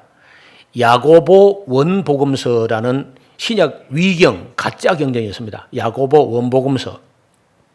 거기 보면은 이제 마리아는 예수님 하나만 낳았고 나머지 아들들은 요셉의 전처 아들이다. 이제 이런 식으로 그러니까 마리아를 신격화하기 위해서 못할 짓이 없다는 겁니다. 이 사람들은 예수님을 위해서는 아무도 한 게 없어요. 근데 마리아를 위해서는 뭐든지 할 수 있습니다. 그다음에 마리아 종신처녀설, 마리아가 하나님의 어머니라는 것. 431년에 이제 이야기를 해가지고 1500년이 지나서 1931년에 다시 한번 재확인한 게 마리아는 확실히 하나님의 어머니다. 이렇게 이제 한 게 로마 가톨릭이에요. 이거 전부 다 제가 볼 때는 이 사람들이 가지고 있는 이 모든 것들은 다 이 거짓들은 거짓으로 만들어진 종교입니다. 자, 이 이런 이 거짓 종교가 그 뿌리가 어디서부터 말미암은 것이냐. 그 옛날 바빌로니아 사람들이 섬기는 신들 중에 최고 신이 마르둑 신, 이 히브리어는요 무로닥이라고 합니다. 무로닥. 폭풍과 창조의 신 엔릴의 기능과 공적을 물려받았다는 마르둑 신은 바빌로니아의 원래 민족 신에 불과합니다. 그래서 바빌로니아의 신들 중에 벨로스라는 신이 있는데 이는 벨이라고도 불려지고요. 그리스식으로 할 때는 이게 제우스라고 불려집니다. 인도에서는 데우스라고 그럽니다. 그리고 우리 헬라어로는 데오스, 라틴은 데우스 이렇게 해요. 그리고 일반적으로 신화가 발달한 나라는 그리스 로마지만은 그 그리스 로마 신화의 뿌리는 바벨론에서 출발한 겁니다. 바벨론이나 그리스 신화들은 사실 신화라기보다 과장된 이야기, 민화, 인화 이런 것들이 변형돼 가지고 신화 형식을 띠는 거죠. 왜냐하면 그들이 말하는 신들 중 상당수가 사람을 신격화한 사람들이기 때문에 그렇습니다. 바빌론의 사람들의 신들 중에 여신도 있는데 그 중에 유명한 여신은 밀리타라는 여신입니다. 밀리타. 이 여신은 아수르 사람들에게는 이시타르라고 합니다. 바빌로니아에 들어가는 문을 이시타르 문이라는 문이 있습니다. 진 곤색으로 된 그런 타일로 된 문인데 이시타르 문이라고 그러죠. 페니키아 사람들은 아스타롯이라고 부르고 로마 사람들은 비너스라고 불렀고 여신은 온 세계적으로 알려지게 되었는데 그리스 사람들은 이를 아프로디테라고 하였고 에베소에서는 이 여신을 아르테미스, 아데미라고 이렇게 부릅니다. 바빌로니아 여인들은 일생에 한 번은요 반드시 밀리타 여신의 신전에 가서 자기 본 남편이 아닌 다른 남자하고 잠자리를 같이 한번 해야 정상적으로 거듭나는 거예요. 그 풍속이 있습니다. 그래서 역사가 헤로도투스도 참 그 고약한 법이다. 그 이야기를 쓰면서도 글이 써놨어요. 바빌로니아 모든 여인들이 일생에 단 한 번이지만 이러한 망측한 종교 행위를 가지게 되는데 그 원인은 그 기원은 아직 밝혀지지 않았습니다. 여인들은 신전에 앉아서 자기를 지명하는 남자가 나타날 때까지 그 자신의 무릎팍에 누군가 은화 한 잎을 던지면서 밀리타 여신의 이름으로 하고 그 음성이 들릴 때까지 몇 년이고 앉아 있어야 돼. 그래서 이제 예를 들어서 뭐 그 얼굴이 좀 반듯하고 볼만한 여자 같으면은 뭐 가자마자 바로 팔려서 그러면 금방 이제 행사를 치르고 집에 올 수 있는데 좀 얼굴이 이제 민주주의형으로 생겼다든지 이러면 이제 기록에 하면 3년이 넘도록 앉아 있어도 아무도 안 찾는 거야. 그래 고문 중에 고문인 거죠. 아름다운 여인들에게는 금방 남자가 나타나지만 그렇지 못한 여인들 중에는 앉아서 3년간 4년간이나 이런 경우도 있었다는 기록이 있습니다. 그래서 아름다운 여자는 곧 집으로 돌아갈 수 있으나 불행하게도 외모가 아름답지 못한 경우는 그야말로 혹독한 형벌이었죠. 그러니까 얼마나 딸을 아름답게 만들려고 노력했는지 모르겠죠. 이러한 풍속을 소개하는 헤로도토스도 바벨론 풍속 중에 가장 고약한 풍속이라고 소개합니다. 그래서인지 밀리타 신을 아프로디테라는 이름으로 그리스에 섬길 때 그런 풍속은 없어지고 대신 신전에 바쳐진 여자 사제들이 있었다고 합니다. 이제 그 바쳐진 신에게 신전에 바쳐진 여자 처녀 기원에서 수녀 제도가 나온 겁니다. 그래 로마 가톨릭에 있는 여러 제도들이 전부 다 바벨론 종교에서 따가지고 변형되거나 다듬어진 그런 것들이죠. 우리가 일반적인 여기서 다루는 밀리타 여신의 기원은 유대 백과사전에는 니무롯의 아내였던 세미라미스라고 기록을 하고 있습니다. 요세푸스도 니무롯을 모든 백성들을 하여금 하나님을 배반하게 한 자라고 기록을 하고 있고요. 구약 성경에는 구스가 또 니무롯을 낳았는데 그는 세상에서 처음 영걸이다. 그가 여호와 앞에서 특이한 사냥꾼이 되었다고 하는데 속담에 이걸 누구는 아무개는 여호와 앞에 니무롯 같은 특이한 사냥꾼이 경고가 생길 정도인데 앞에서라고 하는 말을 그 푸네라는 말인데 푸네라는 얼굴 그럼 여호와 면전에서 이런 뜻이라 하나님 앞에 대놓고 덤벼드는 사람이라 이런 뜻이 니무롯에 대한 형용사입니다.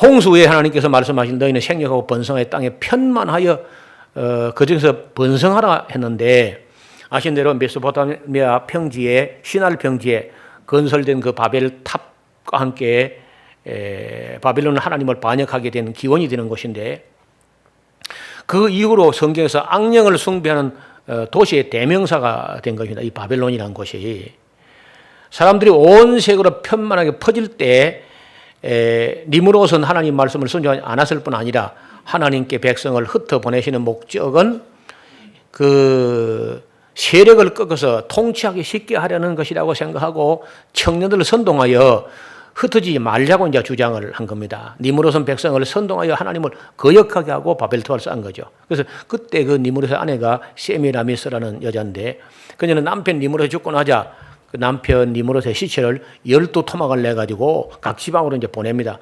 그 비슷한 이야기가 사사기 19장 29절에 나타나죠. 세미라미스는 그 후 아내 남편이 죽고 나서 한참 있다가 사생자를 낳습니다. 여자가. 그녀는 이 사생자를 창피하니까 자기 남편 니므롯이 자기 몸을 통해서 환생해서 태어났다는 거예요. 여기서 이제 인류에서 제일 처음으로 환생설이 나온 겁니다. 환생설. 그리고 환생했기 때문에 자기 아들이지만은 자기 남편인 거야. 그래서 여자가 자기는 신의 어머니도 되고 신의 아내도 되고 그러니까 신이죠. 자기 몸을 통해서 낳은 사생자를 자기 남편이 환생한 걸 하니까 자기 아들이기도 하지만 자기 남편이라는 거야. 그리고 그 아이를 키워서 또 결혼해요, 여자가. 그래서 신의 아내이자 신의 어머니인데 이 신의 아내이면서 신의 어머니에서 여신이 나오는 여신이. 그 여신의 변형과 발전과 진화가 마리아 종교로 간다는 게. 그래서 로마 카톨릭에게 바벨론 종교에서 왔다는 거예요. 뿌리가. 세미라미스는 그 아들을 담무스라고 지었는데 이 담무스라는 말은 에스겔서 8장 14절에 이 담무스라는 신이 나옵니다. 한번. 그녀는 이 담무스가 바로 여인의 후손 곧 구세주라고 주장을 합니다. 그리고 그녀는 마침내 자기의 몸에서 난 자기 아들 담무스와 결혼을 했습니다. 그리하여 그녀는 마침내 신의 아내요 신의 어머니가 되었던 거죠.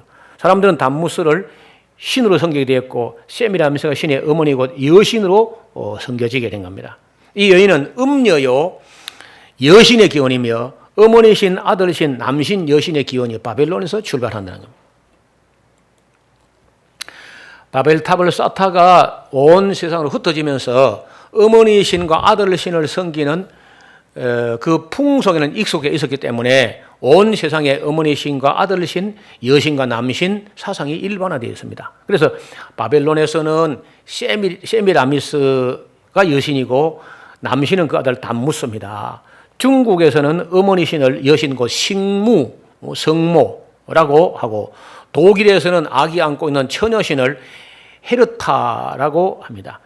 스칸디나비아 지방에서는 아기 안고 있는 여신을 디사라고 디사, 에투리아 지방에서는 아기 안고 있는 여신을 누트리아라고 이렇게 불려졌습니다.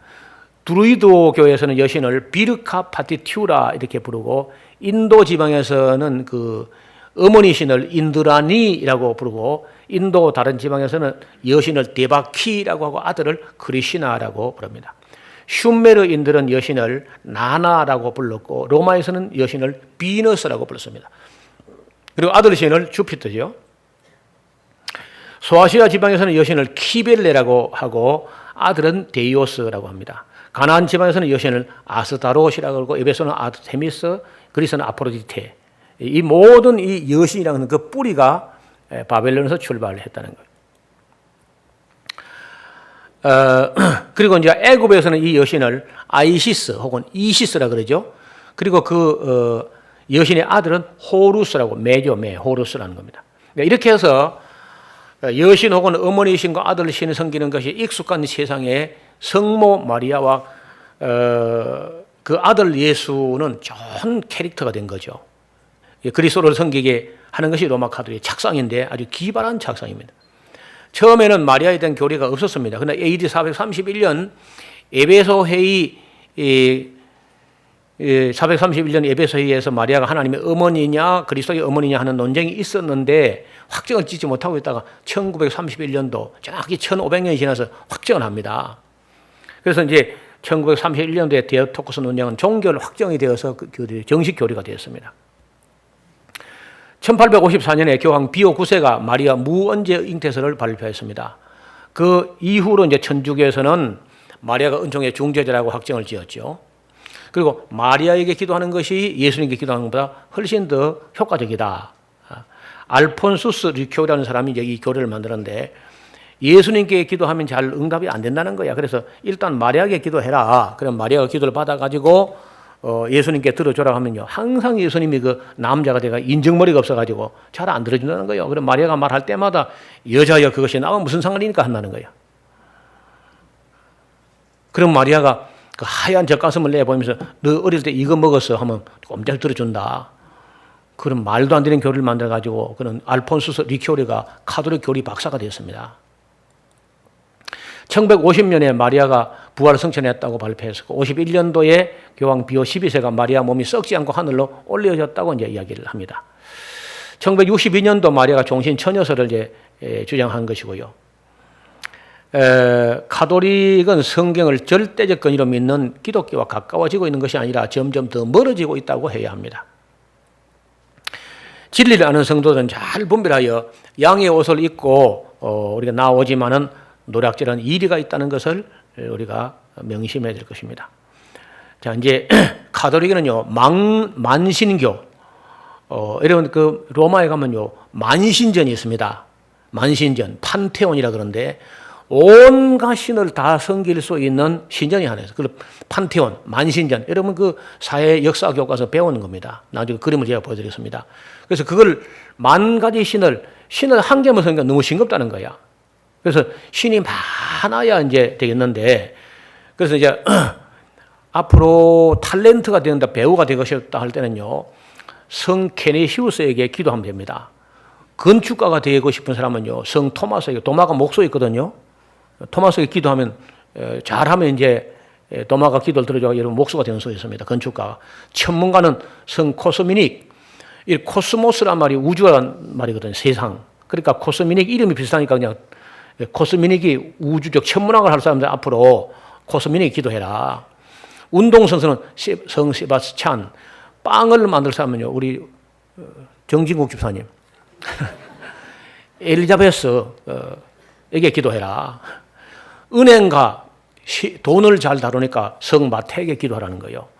거지는 알렉시우스에게 기도하고, 책 장사 하려면요, 성 하나님의 요한에게 기도해라. 벽돌공은 스테반에게 기도하고, 건축가는 빈센트 페러에게 기도해라. 도축업자는 성 하드리안에게, 운전수는 성 피아르스에게, 양조 제조업자는 베르나르도에게, 희극 배우는 성 비투스에게, 요리를 잘하면 마르다가 요리하잖아요. 그렇죠? 항상 부엌에 있죠. 그 다음에 치과는 아폴로니아에게, 의사는 성 누가가 의사니까 누가라는 신에게 기도하면 들어준다는 겁니다. 편집자는 성 요한 보코스에게, 어부는 안드레가 갈릴리 바다에서 어부였잖아요.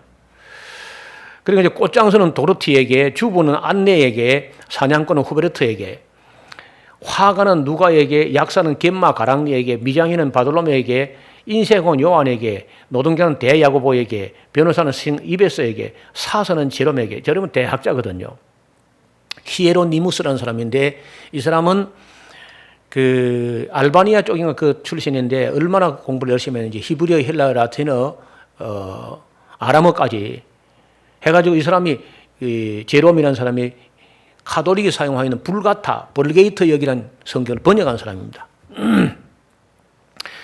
상인은 아시시의 성 프란시스에게, 광부는 바라바에게. 이 바라바가 바라바 영화를 보면요, 그 반모 섬에 그 유배를 가는 거야. 반모 섬에 바라바가. 그런 이야기가 이제 영화에도 나오는 거 보면요, 이 사람들이 지금도 그걸 믿고 있는 것 같습니다. 그 다음에 음악가는 세실리아에게, 공정인은 마가에게, 간호원들은 캐더린에게, 선원들은 브렌단에게, 과학자는 알베르토에게, 가수는 그레고리에게, 강철공은 엘리 구이스에게, 학생들은 성 토마스 아퀴나가 공부를 잘했거든요. 거의 천재급이래 사람이요. 그 다음에 외과 의사는 코스마스와 다미엔에게, 양복 제조는 보니페이스에게, 세무 공무원들은요, 마태에게, 세리잖아요, 세리. 직업의 종류가 늘어나면서 많은 성인이 필요합니다. 그래서 이들은 또 어려운 사람들을 도울 수 있는 보조 신들을 많이 고안해내고 지금도 계속 신을 만들어내야 돼요. 그래서 김대건도 곧 신이 될 것이고, 안중근도 곧 신이 될 것이고, 그 세인트라는 거 붙이면 신이 됩니다. 그러게 기도할 수 있다는 겁니다. 질병도 이제 전문의가 따로 있습니다. 아무게 기도하는 게 아닙니다. 아기를 못 낳을 때는요, 안토니에게 기도하라는 거예요. 이 사람들은요. 늙은 하녀는 안드레에게, 알코올 중독은 성 니콜라스에게, 가난뱅이는 로렌스에게, 어린이들은 도미닉에게, 임산부는 제랄도에게, 건축가들은 안토니에게, 이민자들은 프란시스에게, 텔레비전 고장나거든 클레어에게, 유혹을 퇴치하려면 시리아쿠스에게, 가정 불안하면 유타키우스에게, 도둑을 잡으려면 게르바스에게, 불이 나거든요. 로렌스에게 빨리 기도하라는 거라. 소방서에 전화를 해야지. 예. 홍수나 재앙이 나는 콜룸반에게, 과부는 요셉에게, 요셉이 가부하고 호레비를 지냈거든요. 이 사람들은 예수님 아버지 요셉이 호레비를 지났다가 그 후처로 그 마리아하고 정혼했다가 성령으로 예수님 하나만 낳고 이제 그게 안 났다는 겁니다. 그렇게 하니까 이제 이런 교리를 만든 거예요. 호라비는 안나에게 가부된 지 84년 됐다 그러죠. 호라비는 안나에게 기도하는 거예요. 가부는 호라비 사정 가부가 알아준다 이래가지고 기도한 겁니다. 연인들은 라파엘에게, 물건을 잃어버렸을 때는 안토니에게, 간질병이 그러면 비투스에게, 개가 물면은 후베르토에게, 열병이 나면 게오르기에게, 뱀이 물면 힐라리에게, 힐라리 클린턴 뭐 그런 거. 발에 병이 나면 빅토르에게 기도하고, 눈이 안 보이거든 라파엘에게, 담석증이 걸리면 리베리우스에게, 암이라면은 페레그린, 요즘 나온 게 성인이죠. 피가 응혈이 되면요 안드레에게, 경련이 일어나면 무리스에게, 두통이 나면 데니스에게, 기가 멀면 카톡에게, 심장 빼는 선 하나님의 요한에게, 유방암이 걸리는 아가타에게, 정신 이상이 생기면 딤프너에게, 안질환에는 루시에게, 피부병에는 로치에게, 불임증에는 길레스에게 기도해라. 신의 여녀들. 그러니까 여러분 이런 걸 만들어 놓고도 이걸 기독교라고 하는데 여기에 지금 우리 교회에 이렇게 계신 걸 끌어안고 그냥 들어가자고 하니 사람 참 기가 막힐 일이죠. 수녀제도라는 것도 성경에 있는 것이 아니라 이교도들이 섬기는 여신의 전당에 베스탈 처녀들, 불의 여신에게 한평생 바친 처녀들이 있었는데 이들의 풍속이 마침내 수녀원이 되고 따라서 신에게 바쳐진 처녀라는 뜻으로 수녀들이 되었습니다. 로마에 있었던 이방 신전들 중에 가장 잘 보존되어 있는 신전이 있다면 주피터와 만신들에게 봉헌되었던 만신전, 판테온이죠. 이를 가톨릭 교회가 다시 마리아와 모든 성인들에게 재헌당을 하게 됩니다. 이게 바로 이 판테온의 신전이에요. 이 그림이. 제가 여기 두 사람이 가봤는데 그때서는 이리 행했는데 가운데는 이게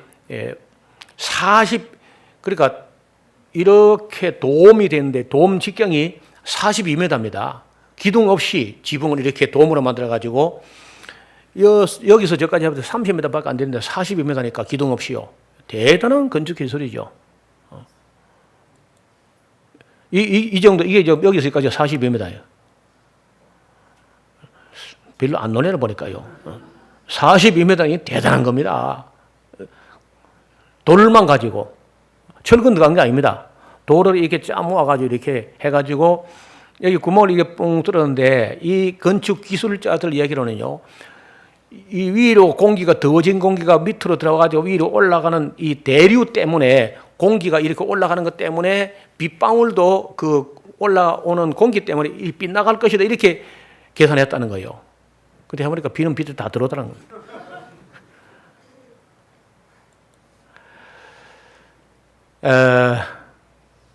자, 이 가톨릭 회의를 보면 63년도에 아니죠. 이 뭐 잘못됐어.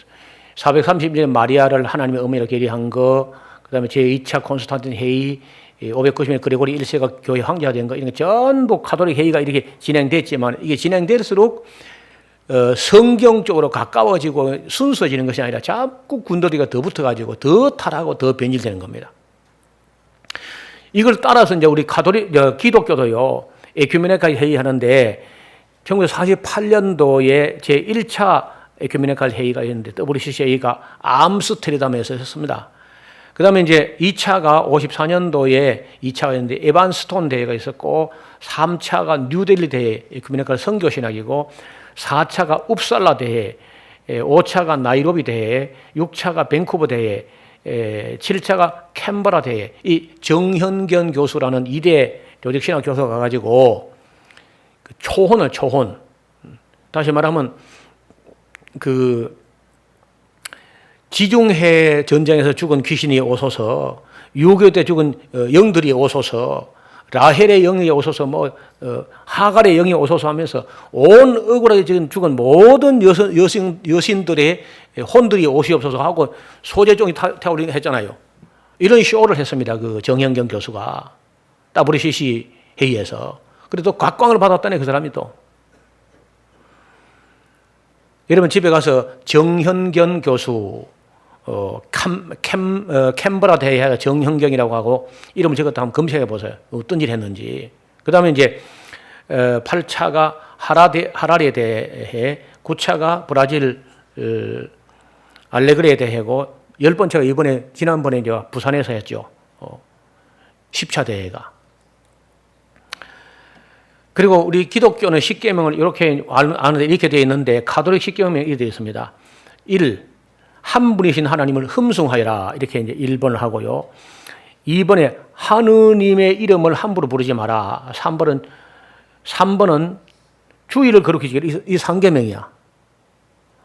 4계명을 부모에게 효도하라. 5계명은 사람을 죽이지 말라. 6계명은 간음하지 말라. 7계명은 독실하지 마라. 8계명은 거짓 증언을 하지 마라. 9계명은 남의 아내를 탐내지 마라. 10계명은 남의 재물을 탐내지 말아라. 뭐가 하나 없어졌죠? 뭐가 없어진 거요? 우상을 만들거나 섬기거나 절하지 마라. 그거 뺀 거라. 왜냐면 자기도 우상 숭배해야 되니까. 계속 이게 우상들 형상을 만들어 놓고 그거 절하고 해야 되는데, 그걸 놔두고는 계속 양심이 끌리니까 10계명 중에서 2계명 빼고 10번째 계명을 이웃의 아내를 탐내지 말라, 소유를 탐내지 말라, 이렇게 바꾼 거예요. 그리 해도 아무 문제가 없으니까 사람들요. 왜냐하면 자기들은 성경 위에 있으니까.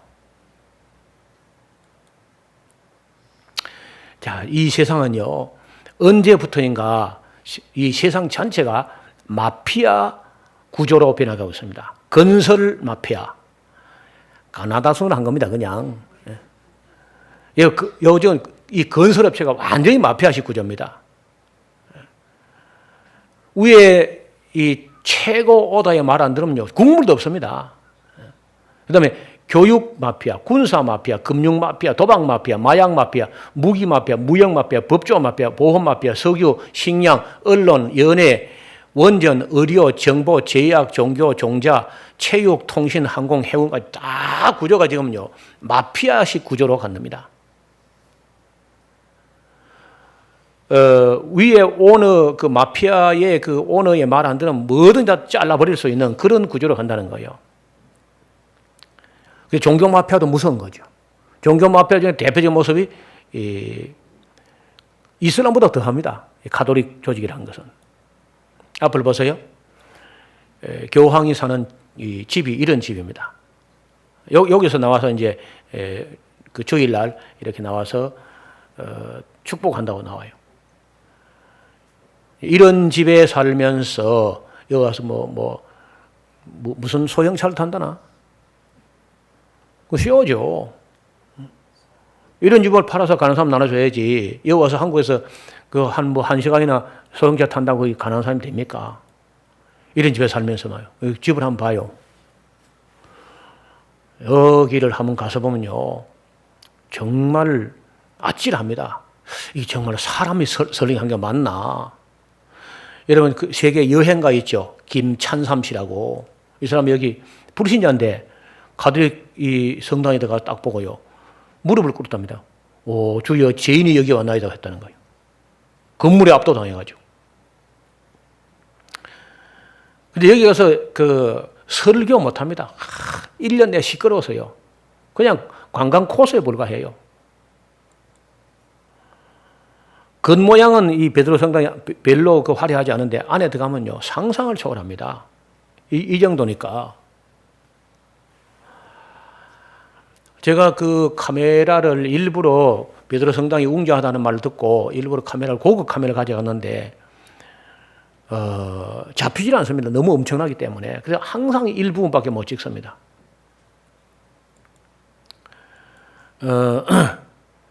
그래서 지금 이 인터넷이 지금 연결이 안 돼가지고 카톨릭이라는 게 얼마나 이게 무시무시한 것인지 또 얼마나 인터넷 영상을 좀 봤으면 인터넷 안 돼서 다음에 한번 보겠는데 여러분 이렇게 카톨릭이란 전혀 우리 기독교하고는 거리가 한참 먼 만국 종교 혼합주의. 그 아까 만신전처럼 온갖 신을 다 섬기는 것처럼 온갖 신을 다 섬기는 건 아니지만 온갖 신을 만듭니다. 기독교 성이라는 걸 가지고. 그래서 그 예수님 한 분이라든지 삼위일체 가지고 만족이 안 돼가지고 사위일체를 만들고 성부, 성자, 성령가 안 되고 성모를 또 만들고 그래서 수많은 신들을 만들어가지고 거기다 기도하게 하는 이런 게 카톨릭인데 거기에 대해서 우리 교단 목사 중에 카톨릭이 이단이라는 말을 하면 아무도 말하지 않습니다. 얼마 전에 제가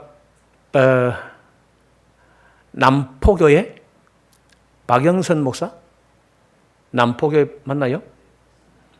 이분은 꽤 존경받는 목사님인데 신학교 강의를 하다 보니까 강의를 하는 중에 카톨릭이 이단입니까? 아닙니까? 무슨 소리냐고. 카톨릭이 왜 이단이냐고.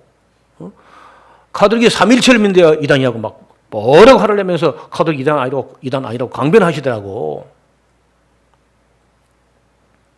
삼일체만 말하면 이단 아닙니까? 그럼 안식교도 이단이 아닌 거죠. 안식교 삼일체 말하거든요. 이재록이도 이단이 아닌가요? 삼일체 말하니까. 지금 저희가 살펴본 데는 이 카톨릭에는요, 기독교 냄새도 안 납니다, 사실은요. 어쩌다가 십자가만 이래 드러나오지. 여기 예수님 교리가 없잖아요. 전부 마리아 교리지. 제가 이 많은 교리를 갖다 했는데 성경적인 교리는 없습니다. 전부 교황이나 그 카톨릭 종교회의에서 날조한 교리만 가득하지 성경에 있는 예수님 교리가 어디 있습니까, 거기.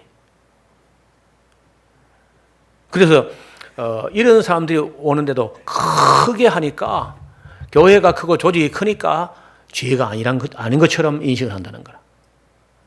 우리 한국 사람들은 사대주의 근성이 있어서 큰 교회가 하면 무슨 짓 해도 죄가 아닌 겁니다, 한국 교회는. 또 이슬람도 보세요. 이슬람이 얼마나 조직이 큽니까? 15억 8천만입니다. 카톨릭은 11억 5천만. 그러니까 크게 하면은 죄가 아닌 거예요, 이제. 예수님 말씀대로 하루살이는 걸러내고 약단은 삼키는 거죠. 크다고 죄가 아니라고? 저는 이런 카톨릭은 전혀 우리 기독교는 상관도 없고 전혀 카톨릭이 우리 큰 집이 아닙니다. 큰 집도 아니고 작은 집도 아니고 딴 집이야, 딴 집. 이슬람교만큼이나 우리하고는 거리가 먼 사람들입니다. 불교하고 가깝고 만국 종교하고 가까운데 제가 볼 때 아무리 카톨릭이 난리 구슬을 피우고 해도 그 기독교는 아닙니다. 그리고 우리 생각에 이슬람교하고는 카톨릭이 하나 되기 어렵겠다 그래 싶어도요. 사실은 이슬람교하고 카톨릭은요 불같은 조약이 맺어 있습니다. 오래전에. 그다음에 이제 이슬람교 기원에 대해서 한 번 더 특강할 때 다시 정리할 겁니다. 그래서 제가 우리 이 영상을 앞으로 보게 될 분들하고 이것이 이제 편집되면은 또 오늘 한국 교회 다 뿌려지게 될 텐데 뭐 카톨릭이다 반발도 있을 수 있죠. 근데 반론을 펴려면 이걸 다 없애고 해야 돼. 이런 비성경적인 비진리에 속한 걸 다 제거하고 이야기를 해야지. 제가 이런 방송을 전에 극동 방송에서 했었는데 방송국에서 못 내보내도 겁이 나서 종교 전쟁이 일어난다고 겁나서 내보내지 못했습니다. CTS에서 이 비슷한 강의를 했는데 내보냈는데 뭐 그때는 아무도 반론 안 하더라고 보니까. 카톨릭은요 싸움 나겠다 하면 아예 반론 안 하지 않습니다. 시간 지나면 다 잊혀진다. 한국 사람이 기억력이 없으니까. 그래서 무대응이 상대책에다 넘어가는 거예요. 그러나 우리가 알 거는 알아야 되거든요. 진실은 밝혀야 되지 않습니까? 그래서 저는 제가 지금까지 파악한 대로는 가톨릭은 기독교라고 할 수가 없습니다. 만국 종교, 혼합주의고 그 뿌리는 바벨론 종교입니다. 그리고 결론은 음료로 끝이 날 겁니다. 계시록의 17장에 나오는. 이것은 저만 그렇게 보는 것이 아니라 루터나 칼빈도 똑같이 보고 있습니다. 계시록 17장에 나오는 음료는 로만 가톨릭을 보고 하는 말이다. 이렇게 보고 있는 거죠. 보신 대로 이렇게까지 거짓을 가지고 온 천하를 속이고 꿰일 수 있는 조직이 로마 가톨릭 외에 어떤 종교가 있겠습니까? 이슬람교 가지고는 안 됩니다. 이슬람교는 이슬람교 가지고 그 사람들을 속여서 충분히 이제 지옥에 갈 수 있는 것이고, 그리고 기독교인들을 속일 때는 기독교가 지금 현재 워낙 품위 없이 이렇게 품위를 상실해버리고, 품위를 상실하니까 권위도 상실해버리고, 또 기독교 자체도 우리가 지금 빠르게 변질되고 있습니다. 지난번에 우리가 본 대로 기독교가 방언교로 신비주의로 전락하고 있는 마당에서는 품위도 없고 권위도 없잖아요. 그러면 이제 결국은 그 에큐메니칼 운동해가지고 언젠가는 이 시덥지 않은 이런 약한 허약한 기독교는 지리멸렬 천갈래 만갈래 있다가 힘이 빠지니까 가톨릭의 종교 통폐합 흡수에 빨리 들어갈 거란 말이에요.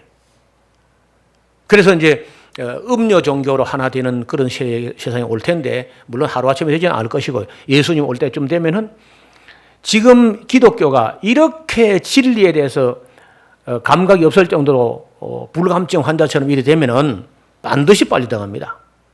반드시. 그것은 계시록에 보면 다른 종교가, 우리 기독교가 성도라고 남는데 극히 소수가 남아가지고 핍박 가운데서 어려움을 겪을 것이고, 끝까지 거기 음료 종교도 안 넘어가고 짐승의 표도 안 받으려고 하면요, 그 순교를 다 각오할 만큼 극소수가 될 거라. 그래서 저는 왜 이런 부담되는 강의를 하느냐, 우리 샤론 교회라든지 이 강의를 듣는 사람이라도 그런 가톨릭의 미혹에 넘어가지 말기를 바라는 겁니다. 끝까지 진리편에 서 있어야지. 외롭든지 말았든지 간에 대세가 다 기울어진다 해가지고 넘어갈 수 없다는 겁니다. 여러분 혹시 그 넘어간다 할 저는 저 혼자 남아있을 겁니다. 절대 그 넘어갈 수 없어요. 제가 파악한 대로는 가톨릭과 하나는 있을 수 없습니다. 그렇다고 우리가 종교 전쟁을 하자 그런 건 아닙니다. 진리에 있어서는 같이 할 수 없는 사람들입니다.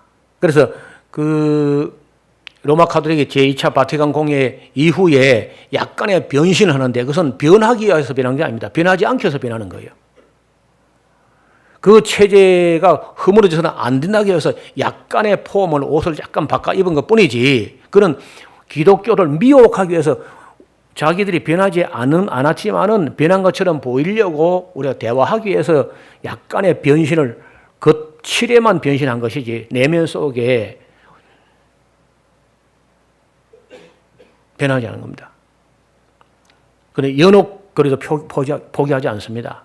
그리고 마리아 교리 절대 포기하지 않습니다. 절대로.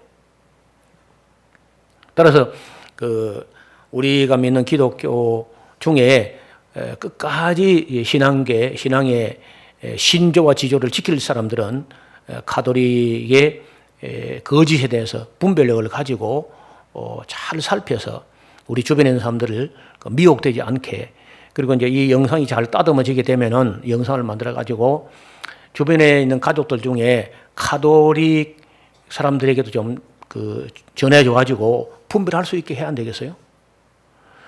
지금 가톨릭이라는 이런 거짓 종교를 가지고 미혹해서 교회를 흔들고 있고, 거짓 방언을 가지고 또 미치게 해서 또 이제 교회를 흔들고 있고, 끝까지 진리를 가지고 서 있을 교회가 얼마나 되겠느냐. 심각하지 않습니까? 그리고 온 세계에서 개신교는 그렇지 않아도 지금 줄고 있는데, 가톨릭은 줄지 않거든요. 11억 5천만 건만 가게 되고, 이슬람교가 15억 8천만이 된다는 거야. 그래도 이 전부 다 교회가 제대로 했으면은, 초대교회부터 지금까지 제대로 했으면은 가톨릭도 안 생겨야 되고, 이슬람교도 안 생겨야 되거든요. 그리고 기독교가 성경을 바르게 안 가르쳤기 때문에 이 모양이 됐다는 겁니다. 그래서 우리 샤론 교회라도 세상 끝날까지 주님 오실 때까지 변함없이 하나님 말씀을 더하지 말고 빼지 말고 왜곡하지 말고 그리고 온전히 배워서 주님 오실 때까지 그 집 사람들 맡아서 때를 따라서 양식을 나눠주는 살아있는 교회가 될 수 있기를 주님 이름으로 축원합니다. 하나님 아버지 감사합니다. 오늘 비본질적인 것이 교회 안으로 들어오더니 본질은 없어져 버리고 마리아교로 변했고 바벨론 종교로 변해버린 그런 로만 가톨릭에 대해서 살펴보았습니다. 루터라든지 칼빈 같은 분들이 목숨을 걸고 진리를 사수하고자 했었는데 오늘 교회가 성경과 역사를 가르치지 아니함으로 해서 미혹되는 사람이 많이 있고 기독교는 악한 영들의 운동과 또 악한 조직 때문에 뿌리채 흔들리고 있습니다. 그러나 우리 샤론 교회 가족들이 끝까지 진리와 함께하는 또 진리와 함께 기뻐하는 신실한 증인들 되게 하여 주시옵소서. 예수님 이름으로 기도하옵나이다. 아멘.